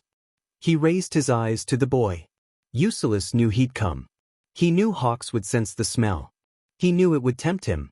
He knew too much. Hero stared at the small figure and couldn't stop his thoughts from drifting back to where Ulysses had come from. 5 years earlier it had all started harmlessly. An anonymous account posting oddly precise comments. Then more. Paid information on the black market, first about heroes, their agencies, their fighting styles, weaknesses. Too detailed, too accurate to be amateur observation. Data on villains. Corporations. Individuals, both influential and painfully average. Anyone who paid received information shaped perfectly to their needs. Sometimes too perfectly. Thus a new broker was born. Ulysses. A name whispered in the underbelly of the world. Hawks knew no one capable of managing such a network was ordinary. The person in front of him was trained, fight-literate, light, symmetrical, controlled in every move. Nothing like him. Because he was Hawks, hero number 3. His advantage was brutally simple, speed no one truly understood until they were on the wrong end of his wings. His attacks were flashes of light seen at the edge of vision. By the time the mind registered movement, everything was over. His efficiency was statistically inhuman. But the boy before him had another weapon. A quiet one. One that couldn't be stopped by feathers or shields. Knowledge. It wasn't about possessing information. Everyone possessed something. But few could turn it into a weapon. Few could filter, weigh, distill, then strike exactly where it would hurt the most. And the child before him was a master at it. A master of chaos disguised as order. A master of information that stopped belonging to whoever it was taken from. Number 3 watched the boy kicking his legs over the edge and knew one thing. This wasn't an amateur. This was someone who'd learned how to kill without touching a weapon. Ulysses turned just enough to acknowledge the hero's silhouette from the corner of his eye. He waved, more like greeting a familiar neighbor than one of the most dangerous, influential men in the country. "What do you want me to call you?" he asked without any preamble. The question hit Hawks like something utterly absurd. What was the boy implying? He rarely experienced such deep confusion. His face remained completely still, steel-trained DSPLN since age 14. But the vigilante seemed to read his silence as if deciphering something between the fibers of his feathers. "Hawks is the name the commission gave you when they bought you, right?" he continued casually. "They took your real one. So I don't know what you want me to call you." Hawks's wings stiffened, not a twitch, but a locked, defensive tension, a muscle reflex he normally never allowed to break the surface. Externally, it was the only sign he felt anything. Inside, though, panic ricocheted in his skull like a bird slamming against an invisible window. He wasn't prepared for this. The commission had predicted hundreds of scenarios: pressure, manipulation, threats, torture, but not this. Not a question about his name. And worse, he truly didn't know the answer. "I don't know," he forced out at last. Not a weakness. Just truth. Ulysses only nodded, as if he hadn't just shattered the worldview of one of the country's most iconic heroes. Calm, unbothered, he murmured. Then let's try to pick something. And he began throwing out nicknames. At first variations of Hawks, then stranger combinations, then seamlessly shifting to his real name, the one he somehow knew. The winged hero sat frozen, eyes unfocused, as if his mind refused to process. He was desperately trying to choose the right mask. The loud, easygoing public persona? Or the cold one, carved by the commission? Neither fit. I'm gonna call you Icarus, the boy declared eventually, sounding satisfied with his own logic. Hawks blinked, returning to the conversation. Why? He tried to keep his tone calm, but it came out rougher than intended. Icarus fell into the sea. His wings tightened instinctively, feathers preparing for a defensive fold. Barely perceptible, but his entire body screamed hazard. Was it an illusion? A warning? A threat? The commission had trained him to find danger in every metaphor. Yet the boy's voice stayed soft, unsharpened. Eucylus laughed quietly, a sound too natural for someone in his situation. Yeah, but before he fell, he rose from the ledge and stood on it with stage-like grace, arms spread. He flew. Free. The words hung in the cold, damp air. Hawks looked at him, truly looked, and for the first time he stopped analyzing. Stopped calculating. He saw a boy. A child. Alone. Powerful in a strange, counterintuitive way. Carrying more weight than his frame should bear. He felt an echo of himself inside him. Before the commission bought him. Before they taught him to be silent. Before they taught him to fly only where they pointed. The thought slid under his skin. Would Kigo, the boy he barely remembered, have been able to break free, like Icarus escaping the labyrinth? Could he still fly anywhere at all without permission? Eucylus stood on the edge and Hawks realized maybe the boy wasn't here to provoke him. Maybe it wasn't a threat. Maybe it was a reminder. Or a temptation. Maybe he was showing him there was another part of the sky to fly in. And the vigilante, silhouetted on the ledge, looked more like a symbol than a boy. Someone who had no intention of falling. Only flying. Icarus sat beside him. It was still amusingly surreal to Eucylus. Hero number 3, the fastest man in the country, the commission's one-man arsenal, just sitting next to a known killer, wings folded tight, back stiff like someone had ordered him to impersonate a chair. The vigilante smirked softly. If the hero knew how dangerous he truly was, or maybe he did. Maybe he sensed how much power the commission had crushed inside him. To Eucylus, it didn't matter, he could see people through their masks. And Hawks had many, all cracked along the edges. Izuku had been right. That boy was a bomb. Not because he was powerful, but because he'd been broken by the very institution meant to protect him. And maybe that was exactly why Eucylus was looking at him now with that unsettling kind of tenderness. A mix of fury, empathy, and something that could have been flirtation. Or provocation, those two often blended together for him. If Eucylus, not Izuku, had been the one reading the commission files, he wouldn't be sitting on that rooftop. He'd probably be inside the HPSC building already, planting charges. Thankfully, he wasn't the one making plans. He was impulsive, spiteful, and had a heart that ignited far too easily at the sight of injustice. Izuku was the opposite, cold, calm, rational. But despite that difference, both of them felt the same thing when they stumbled upon Hawk's history. Anger. That pure, primal kind that burns in the gut. The commission had started training Kigo when he was 8. 12 years of non-stop brainwashing and torture, wrapped neatly in the word, training. They fed him a diet completely unsuitable for a raptor mutation. Forbade him from eating raw meat, even though his body literally depended on it. The official reports admitted it themselves. Hawks suffered from severe, chronic underweight. And still, they did nothing. What lit Eucylus's fury was the note that Hawks chirped and cooed as a child, instinctively, subconsciously, and every such sound was monitored. If the collar detected vibrations of the vocal cords outside acceptable parameters, it shocked him. Talons filed to the blood every 2 weeks. Fangs, they wanted those removed too. They couldn't. A raptor mutant regenerated enamel and soft tissue too fast, and extraction risked damaging the jawbone. It was deemed an unprofitable risk. That one word, unprofitable, made the teenager want to drop a building on their heads. But that wasn't what made both him and Izuku freeze mid-motion, each in different places at different times. It wasn't the fangs, or the hunger, or the electricity, or the filing. It was something else. Something the commission described in one dry, bureaucratic sentence that should never have been written. Something that even in them carved out a core of cold, dirty, prehistoric fear. Something that made their trio-duo forget how to breathe for a moment. 2 hours before meeting Dabi, in one of Mizutafu's reeking, forgotten alleys, 3 men were dying like livestock slaughtered cold. Ulysses didn't see humans in them. Seeing them felt the same as a butcher stepping into a pen, guessing which pigs would go first. Not curiosity. Not anger. Indifference. The first didn't even have time to look up. The young handler snapped his balance with one smooth motion, as easily as flipping an overburdened carcass with a stick.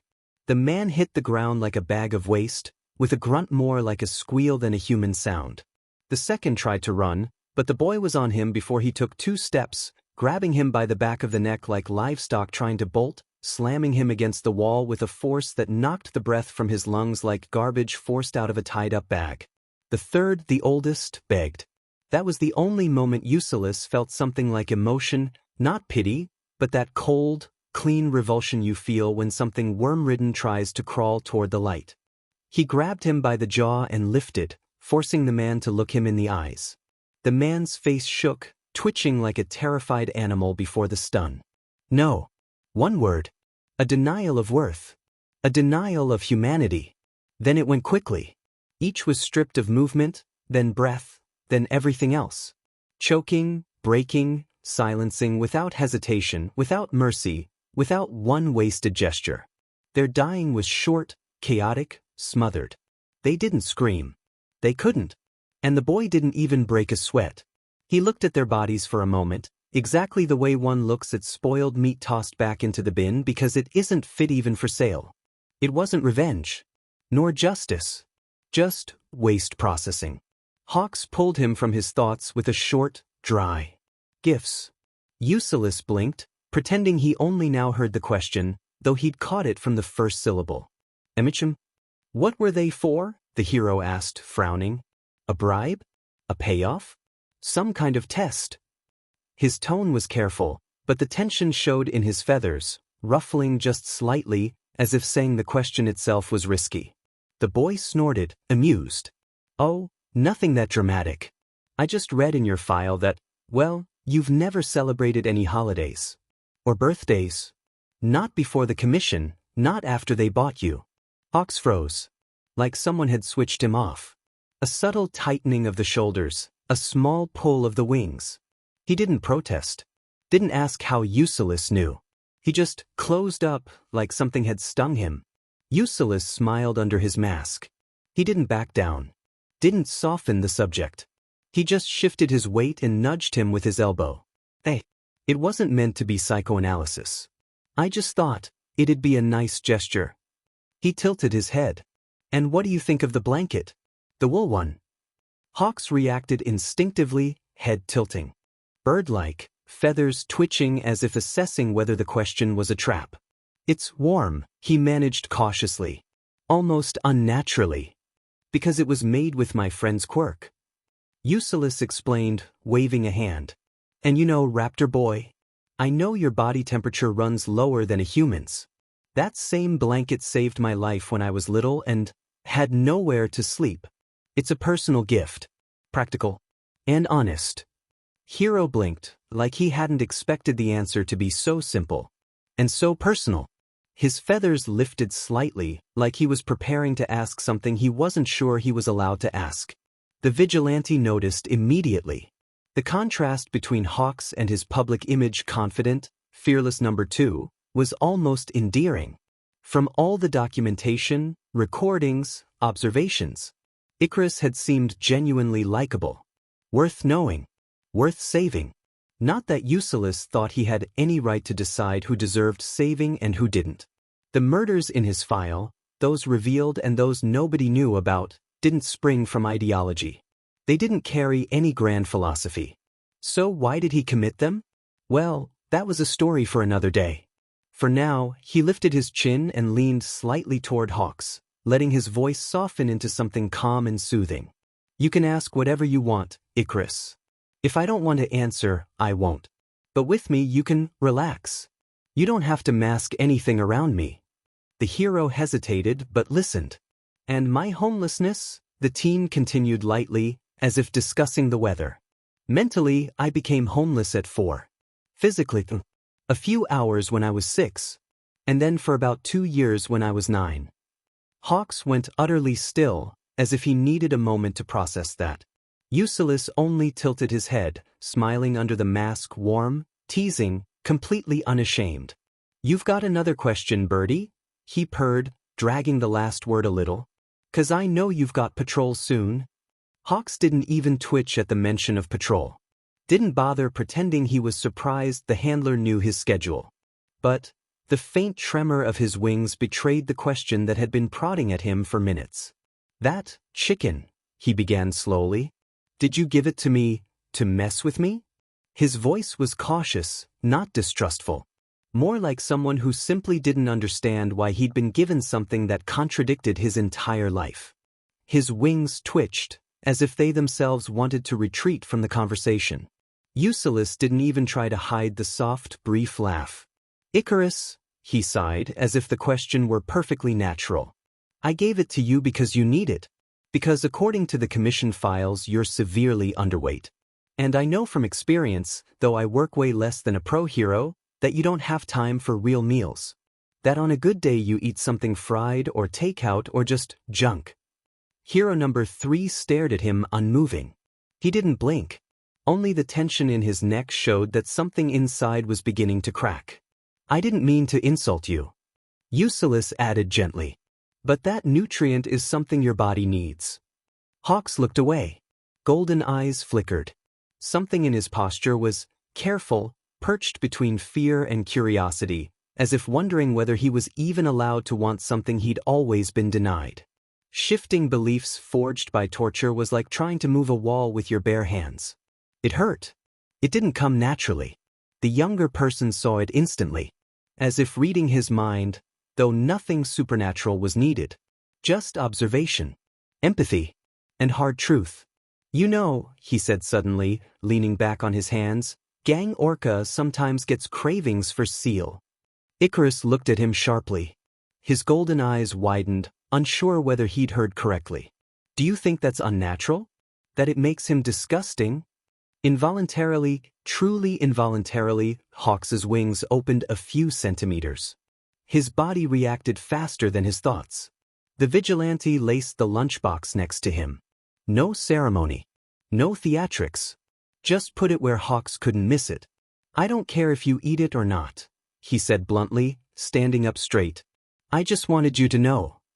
He took a few steps, smooth and quiet, as if the night itself took him in.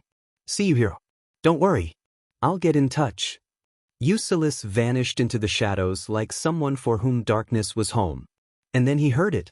A soft click. The sound of a lunchbox opening. His smile came on its own, small, almost tender. HPSE. Ulysses, in his full costume, mask on his face, the weight of steel claws on his hands, found himself within the domain of a nocturnal apparition. The world here was not divided into 2 parts, as it usually was. Sky, earth, water, blood, everything bled into everything else, as if someone had poured the colors of 2 worlds into one vessel and stirred. Red spilled into blue, blue into ash, ash into black. Sheets of something resembling water merged with dry, cracked earth, and clouds behaved as though they were drowning in blood rather than hanging above it. This was not a collision of 2 realms. It was a single realm whose insides had been torn open and never put back together properly. It looked like an armed clash between heaven and hell. Ulysses stood in the middle of a dead battlefield. The air was motionless, lifeless, heavy with the smell of iron and dust. His boots sank into the ground, which was sometimes blood-soaked mud and sometimes brittle ash. In the distance, he noticed a shape. Lying on the ground. Unnaturally still. Something inside him froze. Then cracked. Then detonated. Adrenaline hit him like a crowd. In 1 second, his heart began slamming against his breastbone as if it wanted to tear free. In the next, a numbing, icy detachment flooded his body. His body moved before he could think. He ran. He was breathing too fast, violent, shallow gasps that brought no oxygen, only fed the panic. Blood pounded in his temples. The world lost its sharpness at the edges of his vision, classic narrowing, tunneling, like a hunted animal that sees nothing but the threat. And he saw only one thing: a small body on the ground. Naked. Soaked in blood. Too small. Too still. Too quiet. The vigilante dropped to his knees, the ground splashing beneath him like a mixture of mud and dissolved flesh. He reached for the boy, his hands shaking so violently that the metal claws scraped against each other. And then he froze. His gaze caught on his own hands. On the steel claws. Covered in blood. It shouldn't have been like this. He had only just arrived. Only his boots, and now his knees, should have been dirty. And yet, on the claws, dried, darkening blood cracked into tiny scales. As if it had been there for a long time. But that wasn't what stopped him. Not entirely. It was the wounds on Zuku's chest. 5 even slashes, deep, ragged, gaping with blackened clots and vivid red fresh blood. Wounds he had seen many times. Wounds he knew. Wounds he himself inflicted. With those claws. The very ones now trembling inches above the child. Zuku was dead. Dead as stone. Dead as this land. Panic exploded inside him again violently, painfully, chewing through his breath, twisting his stomach, smearing his vision. His eyes frantically scanned the bloodied, fragile body, searching for something, anything, that might contradict the obvious. Until they stopped. On the thighs. On the pelvis. And then everything went silent. The adrenaline evaporated. His thoughts shut off like a light. The boy knelt there, petrified, eyes locked on the child, unable even to breathe. And then, Deku woke up. Deku tore himself out of sleep with a hoarse, shredded breath, one that barely resembled an inhale, more like a desperate attempt to claw his way out of drowning. Bile surged up his throat immediately, bitter and burning, as if his body were trying to choke him from the inside. He kicked off the blanket, stumbled over tools scattered across the floor, loose cables, single knives and papers, but somehow, by sheer survival instinct, he made it to the bathroom. He barely managed to drop to his knees by the toilet before losing the fight with his own stomach. Throwing up was always horrible. Boys.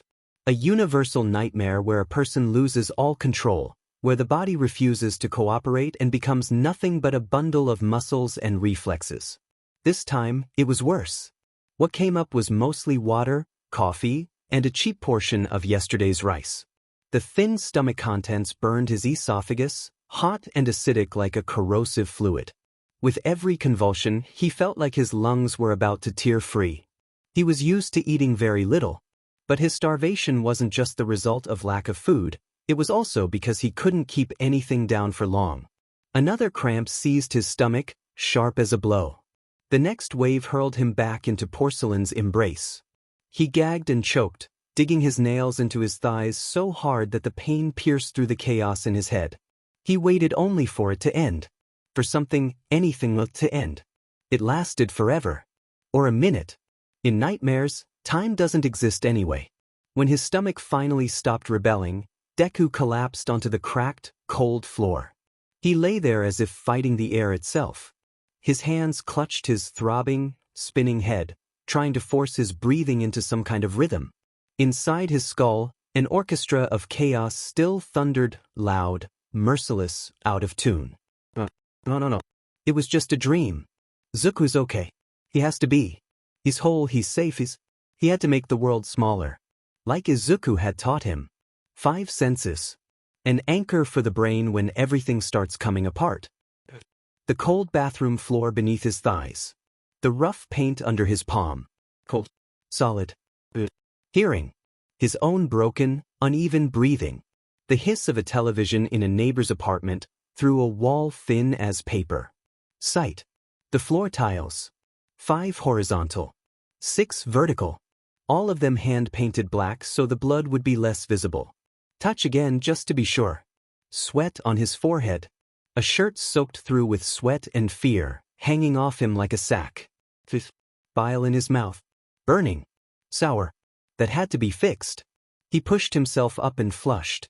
The water carried away something that looked like diluted tar. Deku dragged himself to the sink. He drank straight from the tap, greedily, as if he could wash the entire nightmare away with water. It didn't help. So he grabbed his toothbrush and started scrubbing his teeth. Scrubbed and scrubbed harder and harder, until his gums started to bleed. Even then he didn't stop. Dark red ran down his chin in thin streams, like he was a starving vampire. A vampire that put no effort into hunting. Just bled. Maybe that's all he was. A shell no one needed. A body that, if it was lucky, someone would toss into a coffin, or leave to rot in a ditch. He didn't even look in the mirror as he left the bathroom. He didn't want to see what was there. He wasn't sure if his self-loathing could still grow, but he had no intention of finding out. He dragged himself back to his mattress. Fell onto it, lifeless, staring at the ceiling covered in stars that never answered anyway. Izuku was probably going to be said. Izuku was said. And not the usual kind, not the everyday irritation, not the dull exhaustion he wore like a second skin. This week had drained him more than the past few months combined. And that meant something. Since the meeting with Icarus, his dreams of Infernum and Ether hadn't eased. Quite the opposite. They had intensified. Taken root in him like a parasite, feeding on every moment he tried to fall asleep. And when those dreams swallowed him, Deku appeared more often. Burned through absurd amounts of energy just trying to calm himself down, so much that Izuku felt like he'd just run a marathon. Whatever scraps of energy remained were devoured by Ulysses, who somehow seemed to have an infinite supply. He leapt across rooftops, flew through streets, operated like he'd downed 4 liters of coffee and plugged himself straight into a power generator. God knows what present Mike was stuffing him with, but whatever it was, it worked. And Izuku? Izuku was left with nothing. As if that weren't enough, exams were coming. Because of course the system had to toss him one more useless, pathetic brick of stress. Exams that would never matter. That wouldn't change his life. Because no one in their right mind would hire a quirkless, underweight, chronically exhausted teenager. But as long as he was listed as a minor living with his mother, compulsory education. An obligation no one bothered to ask whether he even had the strength to fulfill. And he had more important things to deal with. Pucks. The commission. The Todoroki family. Planning. Scheming. Searching for cracks that might let him survive a little longer. And Dabi. He still had to go to the pleasure house today, just to check whether the guy was managing in his new job. Since no one had called screaming, "There's fire," things were probably going fine? By Dabi's standards. Izuku sighed and collapsed into an old chair salvaged from Dagobah Beach. He'd fixed it himself, which was the only reason it still existed. Somehow, he'd managed to save it. Shame he couldn't do the same for himself. In just 2 months, he'd gotten tangled up with 2 heroes, met 2 of Endeavor's sons, and learned to hate their father even more, though he'd thought he'd already hit the bottom of that hatred long ago. And on top of that, Ulysses wanted to punch the entire corrupt system straight in the face. And Izuku? Izuku just wanted to survive. Not shine.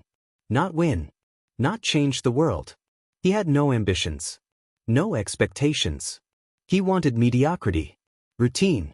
A normal human existence made of waking up in the morning, rushed hygiene, public transport, 8 hours of work, groceries, another ride home, a bit of entertainment, SEC if one was lucky, and then sleep. Or insomnia, depending on fate's version. People live like that every day. They don't participate in their lives. Life happens for them. That was all Izuku wanted. He wanted to spit in the face of statistics claiming that quirkless people were more likely to die before 18. He wanted to cheat them, survive a little longer, drag himself into adulthood and then nothing. He just wanted to wait for his end. He wanted his body to someday do what everybody does. For the cells to begin breaking themselves down. For the blood to settle into the lowest parts of the body, forming livid stains. For body temperature to equalize with the surroundings. For tissues to rot, bacteria, fungi, organs collapsing. Until, in the end, only a skeleton remained. It wasn't a fantasy of suicide. It was acceptance of an ending that would come anyway. Izuku only wanted to live long enough to reach the moment when he would finally be allowed to die. Eucellus stepped into the familiar bar of the pleasure house without the slightest announcement. The door closed behind him with a soft click, a sound that, in this place, always felt like an old friend's greeting. The room was smoky, but in a controlled, elegant way. Even the smoke here danced exactly as Akihiko wanted it to. And she, true to her own rules, only appeared behind the bar when they had scheduled a visit. On a normal day, she had more important things to manage. Today, however, Luna stood behind the counter, looking like any other bartender. Hair tied back, sleeves rolled to her elbows, expression neutral. Very few people in the room knew who she really was. That was how she liked to work, blending into the scenery rather than towering over it. The main hall was the only place in the building where the Guardian felt at ease. Beyond it began narrow corridors leading to smaller, closed rooms, the more NTMT ones, where clients took what they came to buy. Higher up were the living quarters of those employed here. And finally, at the end of one corridor, behind a door with an entirely different lock, was the matron's office. A place the boy had no intention of entering. So he stayed here, in the main hall, where the light was warm, the music soft, and the atmosphere carefully controlled.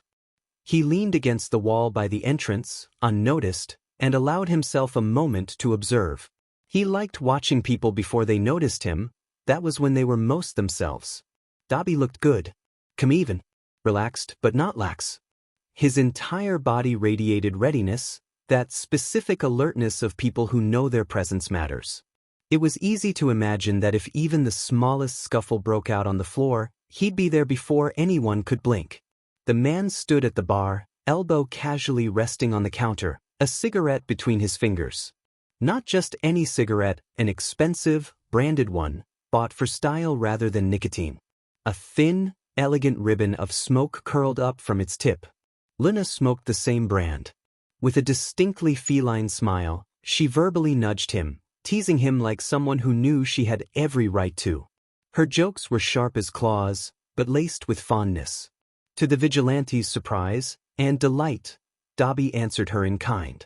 No trace of mockery, no hint of hostility, and nothing that suggested SXL tension or, just as importantly, disrespect. It looked natural, as if he'd known this place for a long time, as if he weren't a new hire, but a permanent part of the ecosystem. He simply belonged there.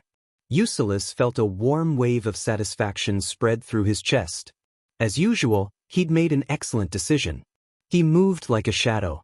Despite the heavy, armored boots, the kind that should have boomed against the floor like a hammer on concrete, his steps were light, soft, almost dance-like. He glided toward the bar with a grace that suggested his body remembered more fights than he consciously did. Which was probably true. Luna, a cat with hearing sharp as a scalpel, didn't so much as twitch. And Dabi, trained in childhood by Japan's #2 hero, with the instincts of a guard dog, didn't catch a sound either. So when Eucellus leaned his shoulder against the counter right beside them, appearing quite literally out of nowhere, both of them jumped. Dabi reacted first. His hand flared blue, ready to fire. Pure reflex. Luna hissed, recoiling like a cat splashed with water. Easy, easy, the vigilante laughed softly, raising his hands in an exaggeratedly peaceful gesture. Don't kill me just yet. I already feel so welcome. The pyromaniac extinguished the flame with a sigh. You could have stomped or something, he muttered. I almost fried you. Oh, I believe it. Eucellus winked. But I see you're getting along. It's nice to watch such chemistry. Both of them rolled their eyes, Luna more theatrically. The boy tapped his fingers on the counter and turned to her with an exaggerated sway of his hips. Luna darling, today, no milk. He leaned in like he was sharing the world's greatest secret. I have a reputation to maintain. He nodded toward Dabi, can't think I'm cute.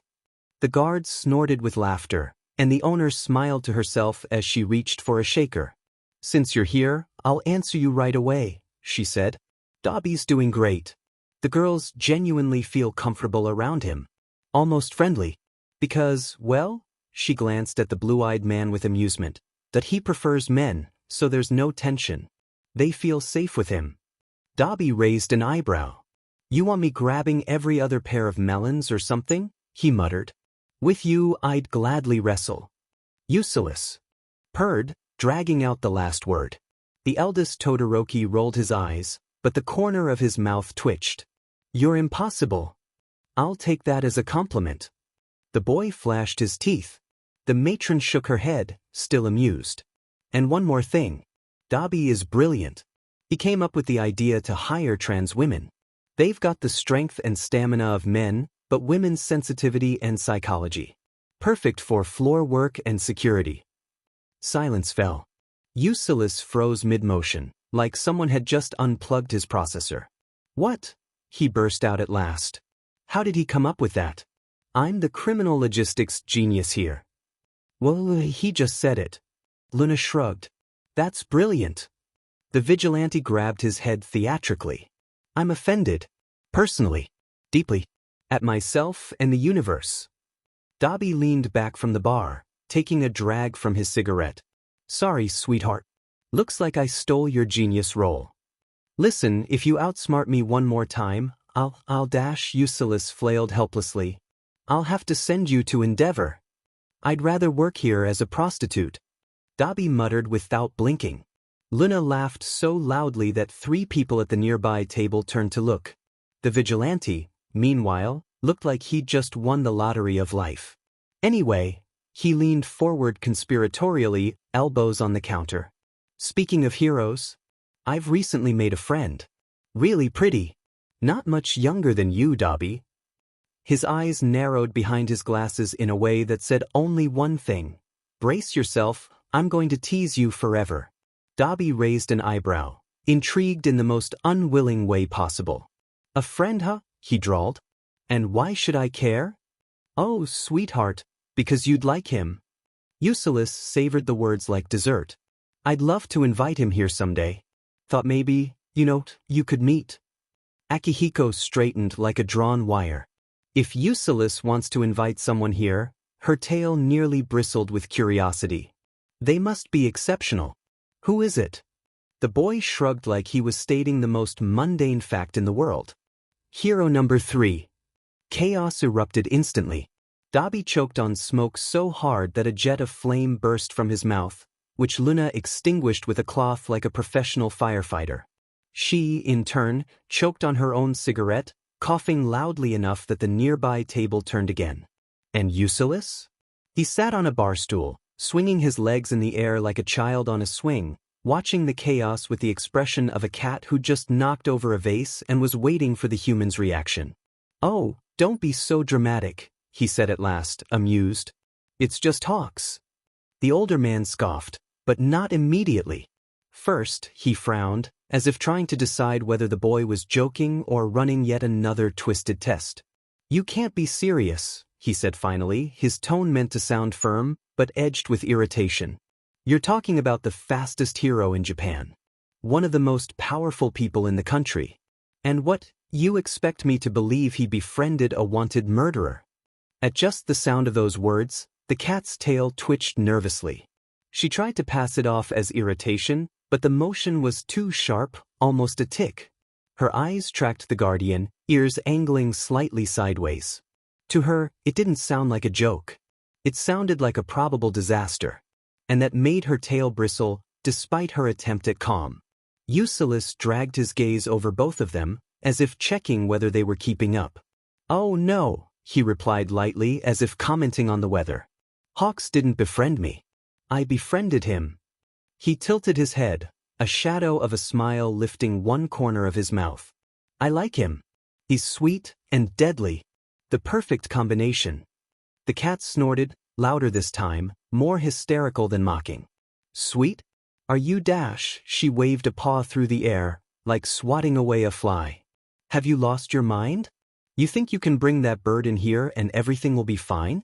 That no one will notice you dragging a hero into this place. Then the silence came. Not an ordinary one, but thick, sticky, as if the room itself had stopped breathing. Even the music seemed quieter. And then the vigilante's aura changed. Not suddenly. Violently. As if someone had turned off the light, but only around him. Luna froze mid-motion. Her fur bristled along her spine, ears flattening instinctively. She opened her mouth to speak, but the words caught in her throat. Dobby straightened. So slowly it felt unnatural. His shoulders tensed like someone recognizing an old trauma stepping out from around a corner. There was no smoke. No fire. But his body already knew it had to be ready. The vigilante sat exactly as before. He didn't move. Didn't nod. And yet, that lack of movement made him more dangerous than ever. He was most dangerous when he was silent. "Like me," he said at last. He didn't raise his voice. He spoke so softly it was as if he feared startling the thought itself. But whispers cut deepest. The cat blinked. Twice. Her breathing shortened. Finally, she hissed, sharp, instinctive, as if the reaction beat the thought to the surface. "Who?" she forced out, eyes wide, searching frantically for an answer. Ulysses didn't reply at once. He just looked at them. Too long. Too calm. Too quiet. Dobby looked between them both, at the hissing cat, at the motionless vigilante. The tension in the air felt like barbed wire under the skin. "Can someone tell me what the F you're talking about?" He growled, not aggressively, but with the cautious irritation of someone starting to realize he might be excluded from a conversation that could decide his fate.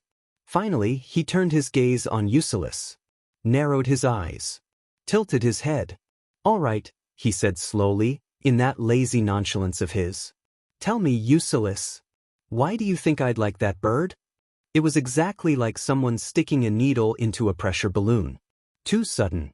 Too violent. Too unnatural. The suffocating, lead-heavy aura vanished. Simply vanished.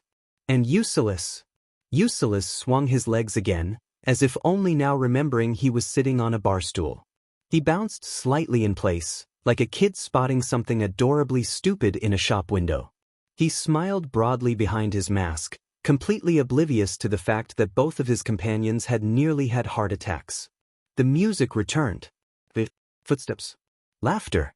Only now did they realize that before, it had all sounded muffled. As if they'd been buried underwater. Cut off from the rest of the world. The cat blinked rapidly, testing whether the sound had really returned. Dobby slowly let air hiss out through his teeth. And the teen, as if nothing at all had happened, clapped his hands. "So, back to Hawks," he announced in a "I have the best news ever" tone. "He's brilliant. Truly brilliant. But he doesn't even realize it, right? That's the cutest part. He flies around the country like a goddamn turbocharged moral compass and doesn't see that his brain is a national treasure." Dobby raised his brows. The cat opened her mouth, then closed it again. And Ulysses barreled on like a catapult. "I'm telling you. Total genius. In-flight analysis, reflexes, instinct, that absolutely irrational lack of awareness of how smart he is. Magnificent. And all of it wrapped up in that smile of his." Dobby shot her a "what the hell was that?" look, still shaken by the vigilante's earlier aura. Luna answered with a subtle hand gesture, "Later." The boy ignored it completely. Didn't notice. Or rather, noticed, and decided it didn't matter. He smiled brightly, as if he'd never once wrapped the world around himself in shadow. Because they were okay. At least he was. Izuku sat at his desk, surrounded by a chaotic sprawl of notebooks and loose notes. He should probably have been revising, but instead he was tinkering with his interface, an unassuming device that looked like an ordinary smartwatch, though it was built from materials most people wouldn't even know how to name. Perfectly durable. Perfectly unbreakable. His own design. He wanted to upload an AI module capable of automatically responding to environmental stimuli, a system that would flag threats on its own, send alerts, and call the police if necessary. He had no patience for manual procedures.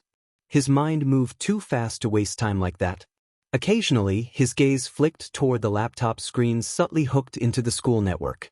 A few clicks, a brief mental impulse, and Aldra's security systems parted before him like a curtain. Tomorrow's test filled the screen.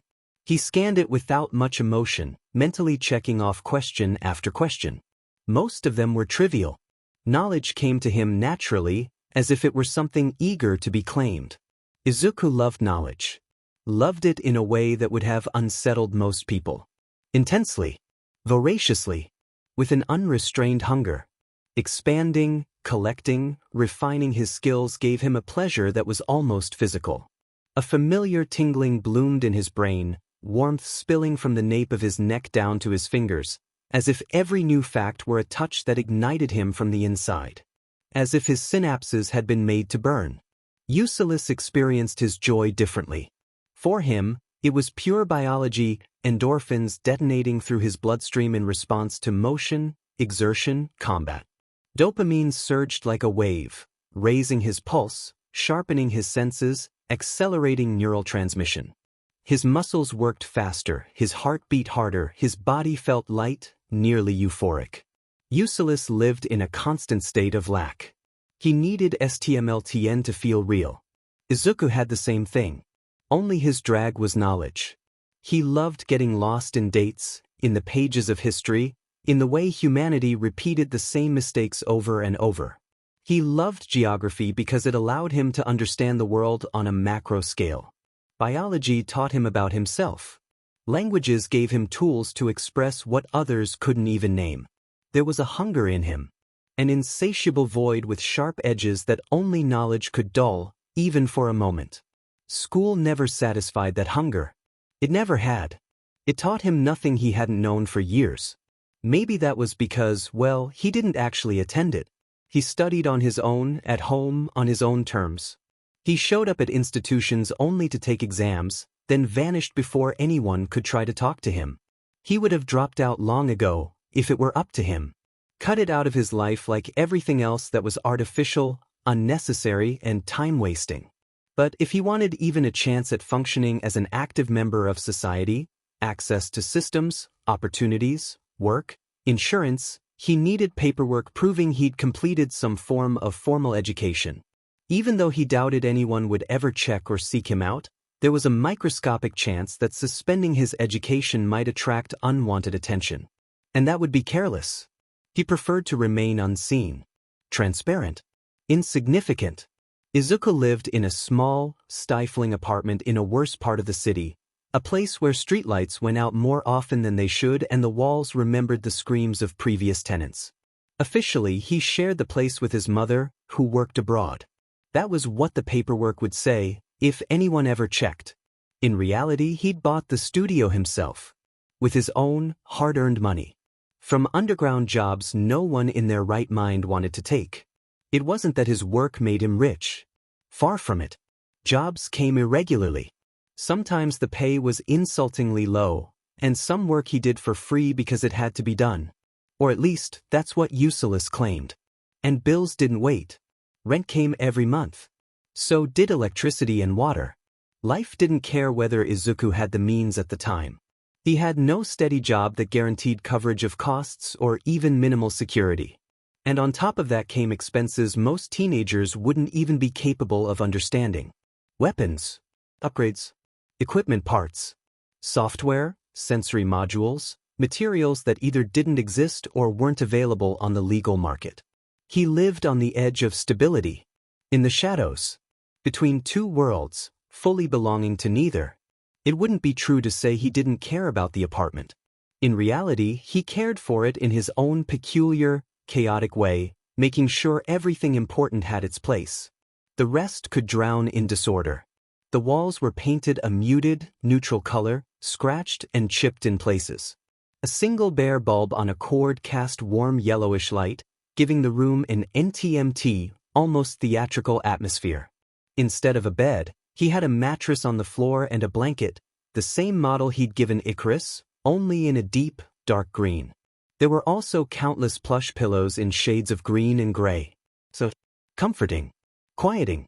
The apartment consisted of 3 rooms, a tiny kitchen, an equally tiny bathroom, and the main room that served as bedroom, workspace, and storage for his entire world.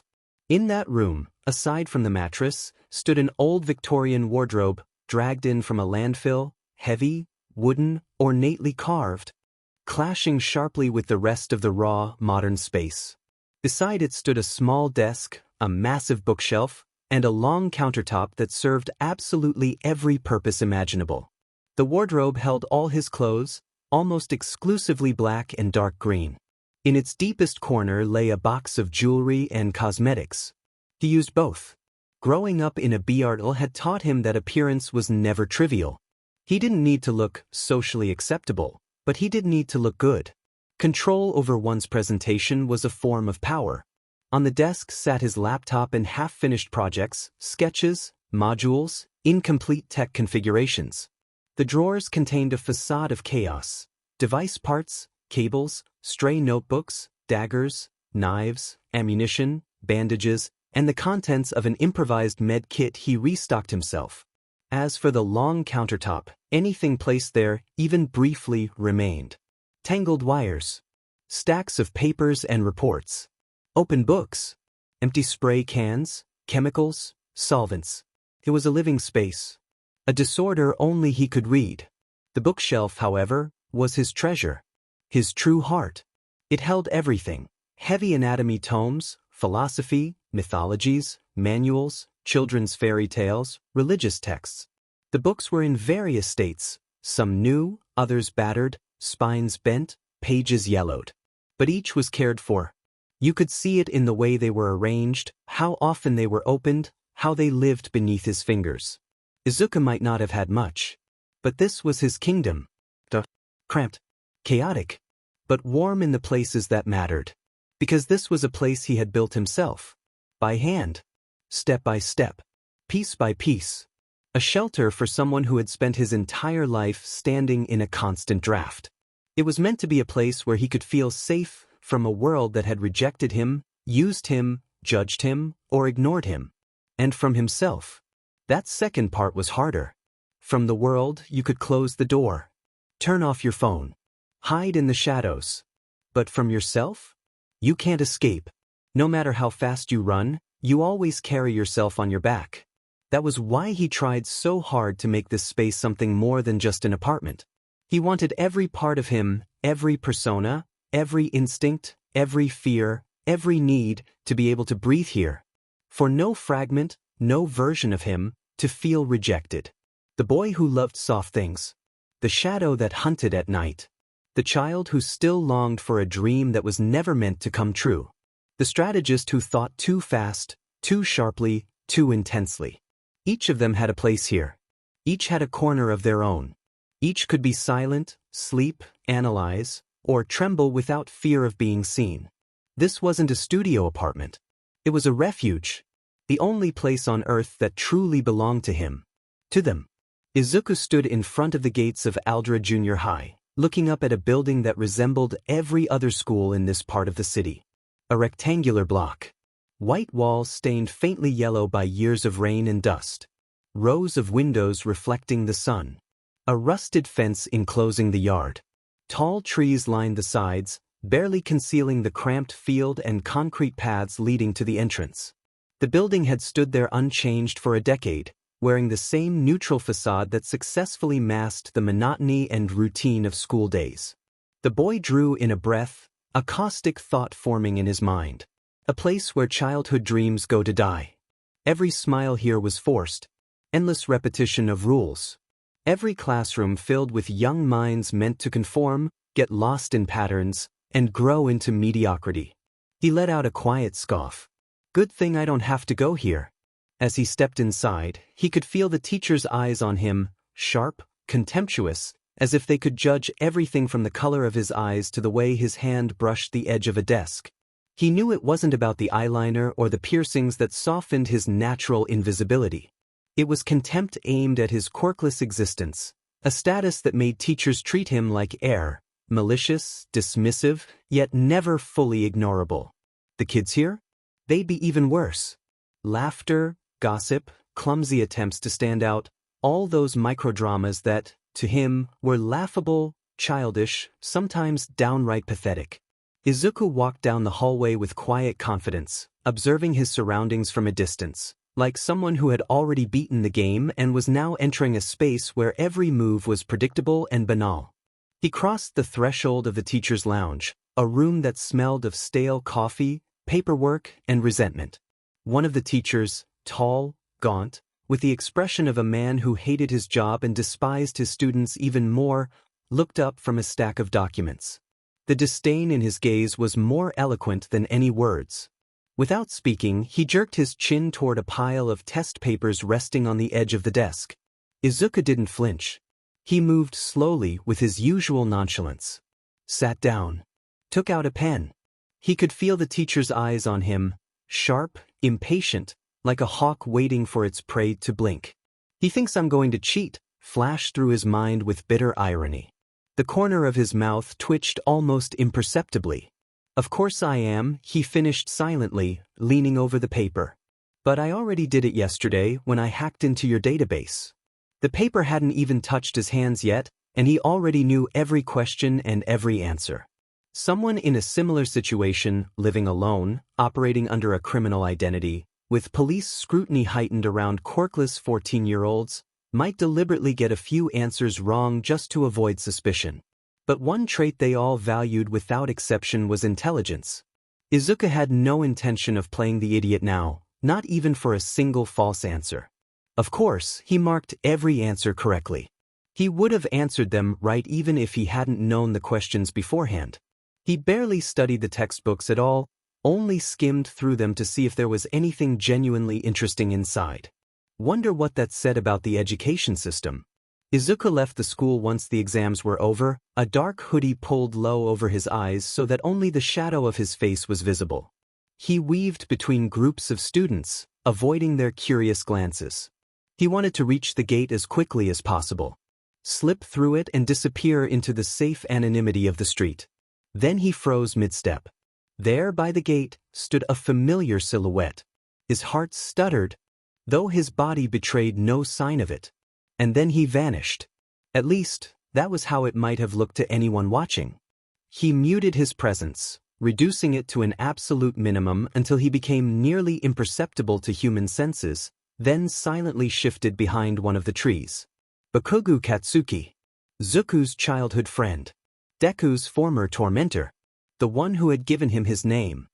He stood there in a black uniform, ash-blonde hair sticking up in careless disarray, his expression arrogant and self-assured, grown into something sharper, uglier than Izuku remembered. Something that once made Deku feel a sick blend of fear and admiration. Izuku waited beneath the tree until the painful memory left his field of vision and the gate stood clear again. A trembling breath escaped him. It hurt. Not him. And he knew that tonight, Zuku wouldn't find peace either. Lost in thought, he wandered far beyond the school grounds without even noticing when he passed the final gate. His footsteps echoed in the tunnel leading toward the more neglected part of the city. A faint tremor still lingered in him, a residual echo of the encounter by the gate. He couldn't suppress it as efficiently as Useless could. But that tremor wasn't an excuse. It absolutely shouldn't have been. Because he barely noticed the danger approaching. Something splashed. Wet. Sticky. Too close.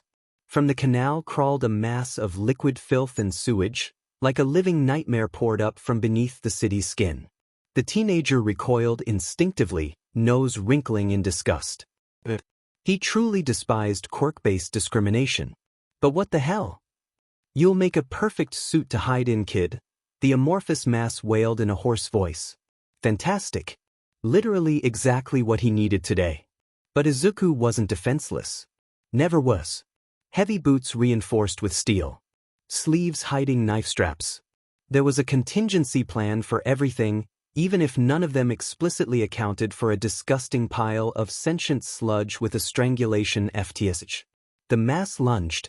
One flick of the wrist, metal flashed in the tunnel's gloom. A dagger slid free of its strap and landed in his palm like a well-trained dance partner. Izuku slashed at the advancing sludge. As expected, it didn't work. The blade cut through the liquid like water. How did that even function? A fully liquid body? Impossible. There had to be something more. Core. A weak point. Something holding that revolting shape together. He thought. How it had emerged from the canal. How the eyes and teeth had looked different, more stable, more made than the rest of that porcine soup. They were the only solid things. The only things that truly existed. The sludge tried to wrap around his legs. Izuku cut straight through the eyes. A shriek tore through the tunnel. The sludge body convulsed violently, like boiling water in an overturned pot. Gurgling, inhuman sounds echoed off the concrete walls. Izuku retreated instantly. He wasn't useless. He wasn't a self-appointed vigilante hunting things like this.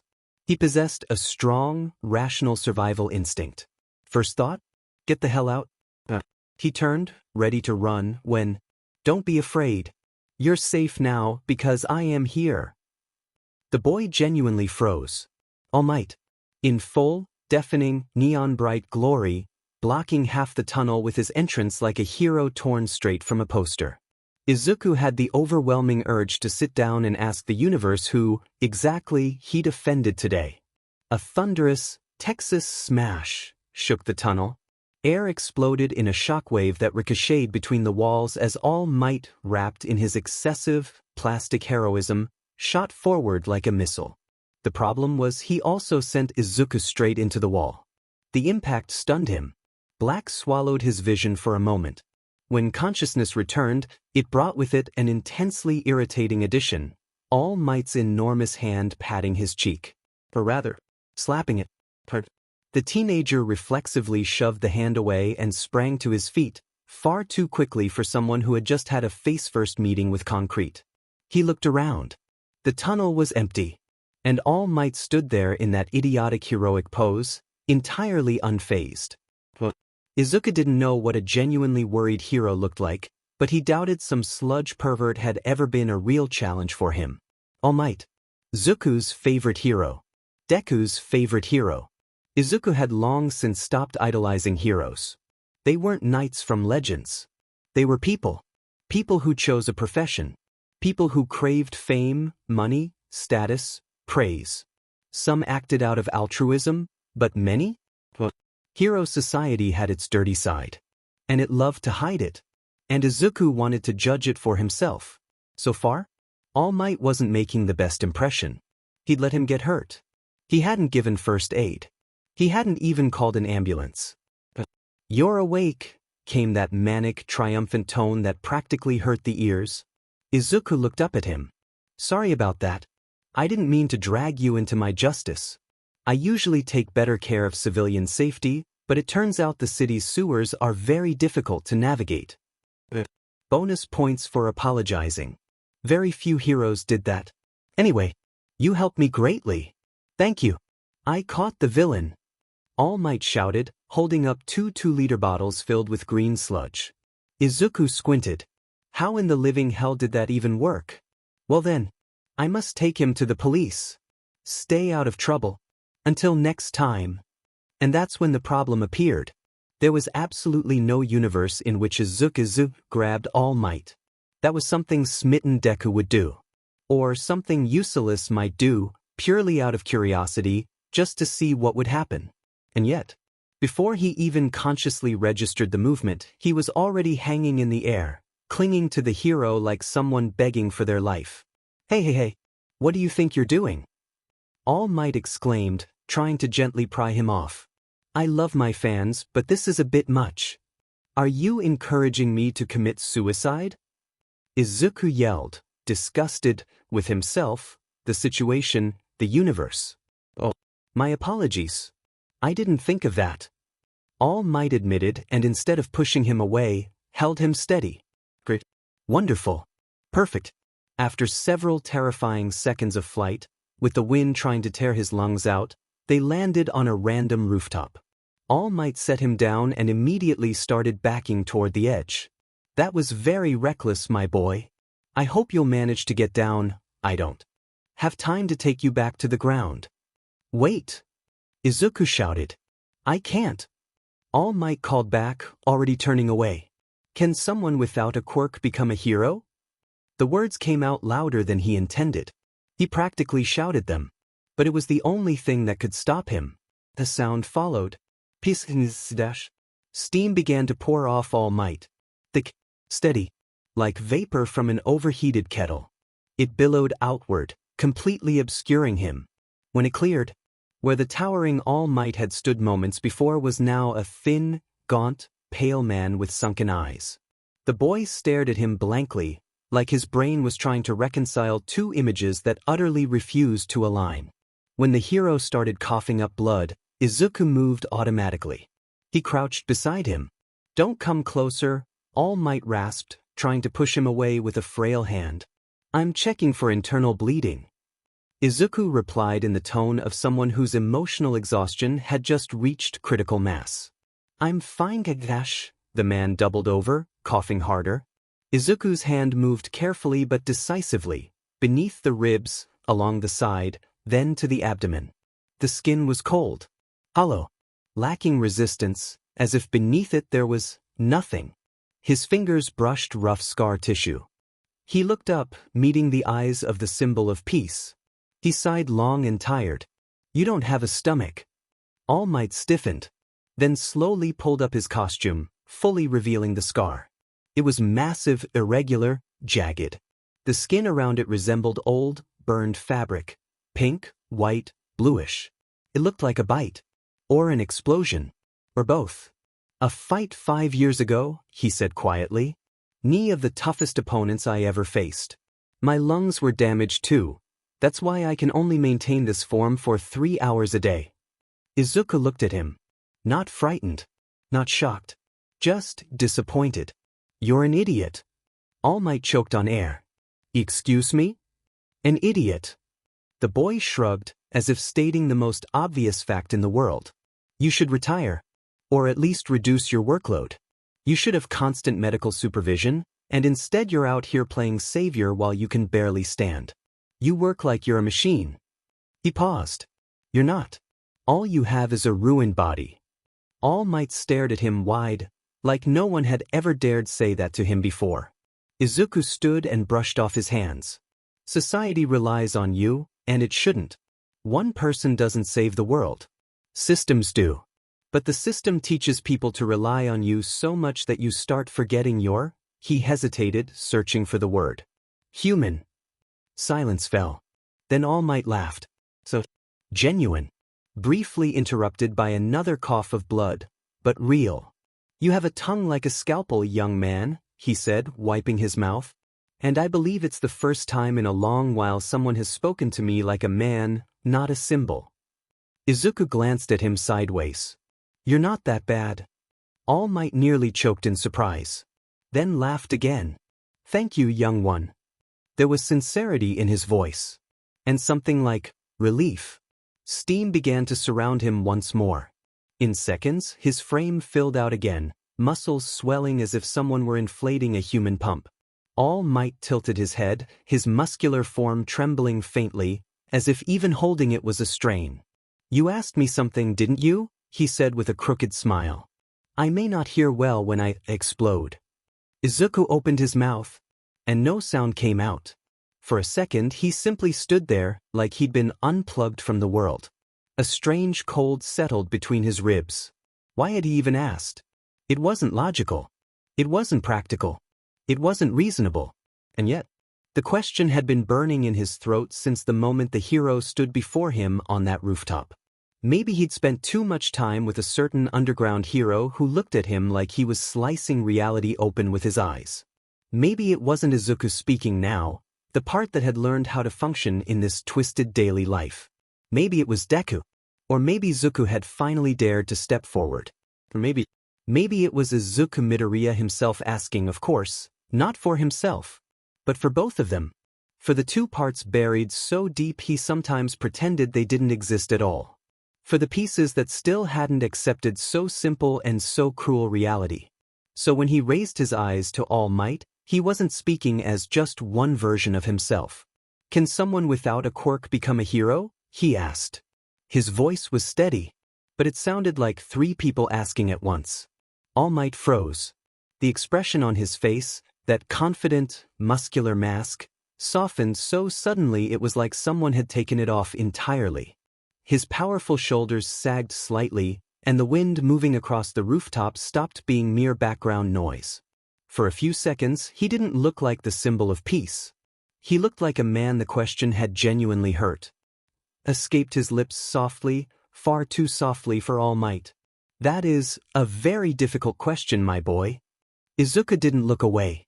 All Might sighed. Short, weary. You're sharp. Remarkably sharp for your age. His gaze drifted toward the horizon, as if searching for an answer that wasn't there. But, if even he carefully raised an arm, gesturing toward where his scar lay hidden. If even I ended up with such a severe injury, he swallowed. A hint of shame crept into his voice. Then it seems unrealistic for someone without a quirk to become a hero. The words landed on the rooftop like heavy raindrops. You should have realistic dreams and aspirations, he added gently, though his face showed how hard the sentence was to say.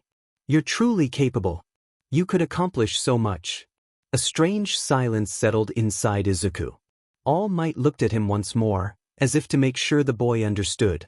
Then a crooked, almost apologetic smile appeared on his face. His muscular form began to tremble again.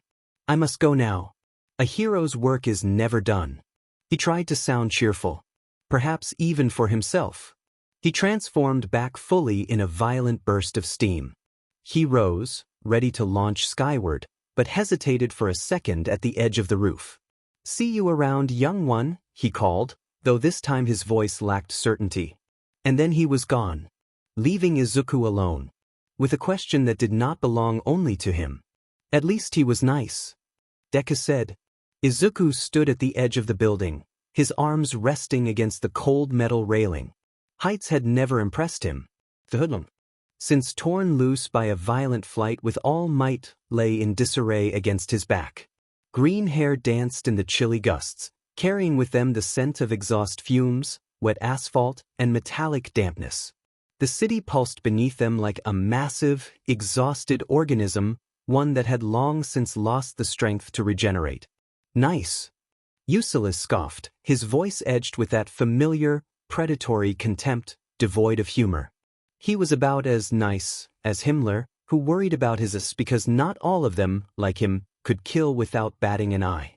So he pressured German engineers to invent a method of killing that would be faster and spare his men the unpleasant emotions of direct murder. Thanks to his initiative, gas chambers were created. Izuku blinked once, twice, as if his brain had simply refused to accept the comparison. Did you just compare the symbol of peace to the second greatest German war criminal of World War II? There was no anger in his voice.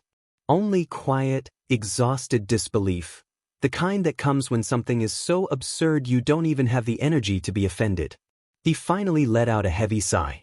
More of a crack than a breath. Ulysses fell silent for a moment, as though studying every flicker of his expression. Izuku lowered his head. How are you holding up, Deku? He asked at last. Not gently. More resigned. As if he already knew the answer. Deku trembled slightly. This could end in another panic attack. Or a whole series of them. Everything today had been too intense. The stench of decay in that sludge, the brutal fight, then All Might with his hollow stomach and a wound that should not have allowed him to live. But Zuku was the real problem. Izuku couldn't ask him anything, though he desperately wanted to. Did he still want to fight? Even after what his idol had said? Or had he finally given up? But Zuku had been silent for a long time now. Ever since the day Ulysses killed a man for the first time. In a single second, as if someone had flicked off a light, Zuku had vanished. He didn't comment. Didn't scream. Didn't cry. Didn't defend anyone or anything. As if he'd collapsed inward, sunk somewhere deep inside. All that remained were dreams. Dreams of ether and infernus.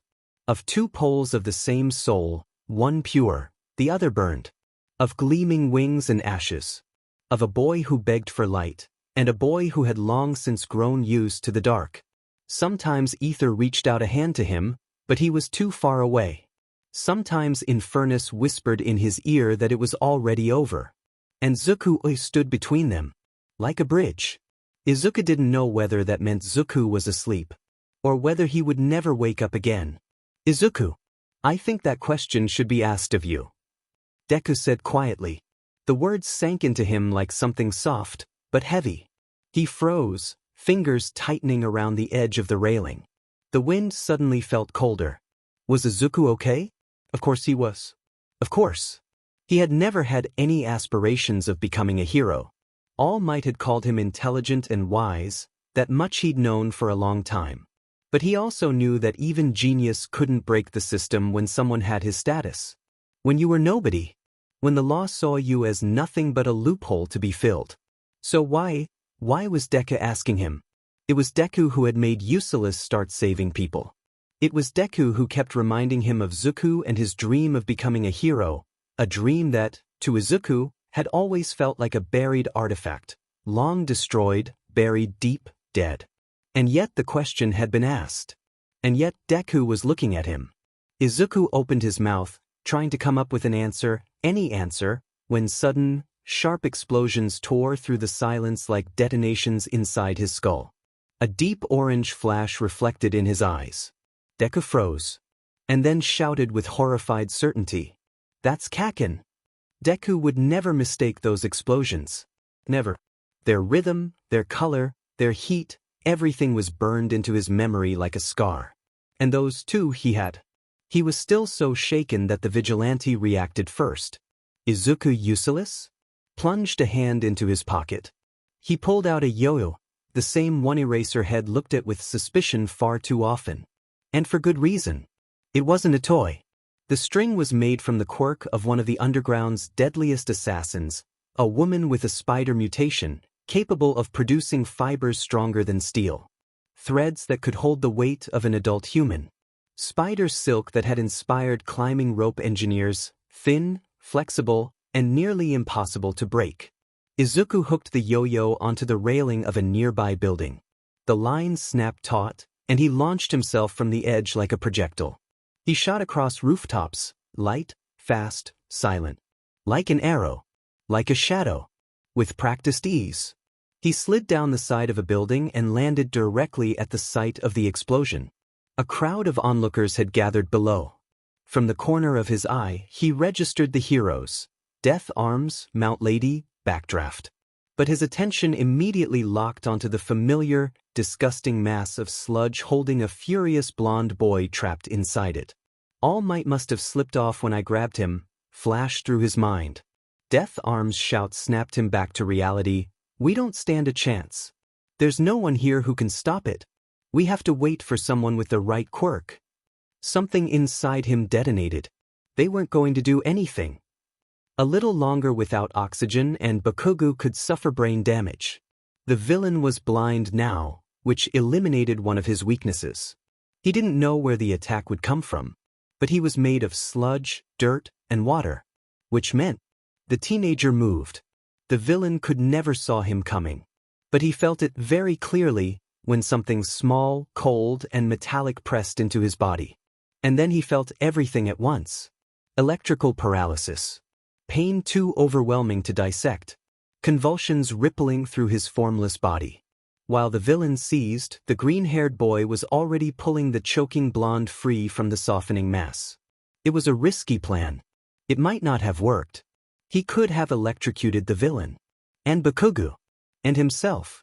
But the stun gun in his pocket worked. It worked perfectly. Izuku dragged Bakugo clear and rushed him to the nearest ambulance, where medics were already scrambling out. The blonde was still thrashing, coughing, spitting sludge, but he was alive. Alive.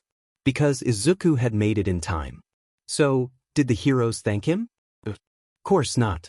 Instead, they immediately started berating him. Death Arms was already stomping toward him, wearing that familiar tone of a disappointed father he had no right to use. Boy, you shouldn't have interfered, he barked. That was extremely dangerous. You're not qualified. Mount Lady chimed in just as idiotically. Exactly. You could have caused more harm than good. Backdraft nodded along, like they were a 3-person committee judging the Idiot of the Year contest. Izuku didn't even get a chance to open his mouth, because Useless was already boiling over. Rage and adrenaline made him tremble, green eyes flashing dangerously. Shut up, he snapped. All 3 froze. Kids didn't talk to heroes like that. And he didn't look like a kid anymore. Am I the idiot? Useless scoffed. Seriously? I'm the idiot because I didn't stand there like you, watching a boy suffocate? Death Arms opened his mouth, but the boy raised a hand. No. I'm talking now. His voice was low, taut, shockingly steady. A few more seconds without oxygen, he continued, and he would have had permanent brain damage. Or he'd be dead. That's not a metaphor. That's a biological fact. He pointed at them. And you know it. Or at least you should. Every one of you had safety training and basic medical education. And besides, you have brains, right? Mount Lady frowned. Hey, Kid Dash. Quiet, he hissed. Your quirks didn't work on that villain. I get it. But that doesn't mean you were useless. It doesn't mean you stand there waiting for a savior like NPCs without a script. He gestured at the puddle left behind. Backdraft. You control water. You could have reduced the amount of liquid around Bakugu, relieved the pressure on his chest, created an air pocket. Immediately, his gaze shifted to Death Arms. You've got strength. You could have pulled some of the mass away from his face. You didn't have to fight, just a few inches of maneuvering. Then he looked at Mount Lady. And you're 30 meters tall. You could have cast shade, blocked the sun, dried out part of that thing's surface to make it easier for Backdraft to control. Or at the very least, cleared civilians instead of batting your lashes at the cameras. All three went pale. Eucellus took a sharp breath, like he was trying to steady his voice. I'm not insulting you, he said. I'm correcting you. Because clearly no one ever has. They talked about risk. About qualifications. But the truth was simple. They had done nothing. If someone without a license, without a driver's permit, without even using a quirk, could react faster? Then maybe the problem isn't me. His eyes narrowed dangerously. Maybe it's in you. He turned on his heel and headed for the ambulance without another glance back. And that was when he saw it. A camera. Professional. Pointed straight at his face. The red recording light burned like a predator's eye. He stopped. Blinked slowly. Is that recording? He asked calmly, though alarms were screaming inside his head. The reporter practically blossomed with excitement. Yes, and I wanted to ask Dash. Eucellus smiled. Pleasant. As if nothing about this was strange. Is that all might? He pointed behind her. Reporters had good reflexes. The crowds were even better. Everyone turned, searching for the silhouette of the number one hero. There was nothing there. And when they looked back at Izuku, he was gone. No sound. No trace. Like a shadow that simply walked away. Like Eucellus. Unnoticed even by the skeletal man standing at the edge of the crowd.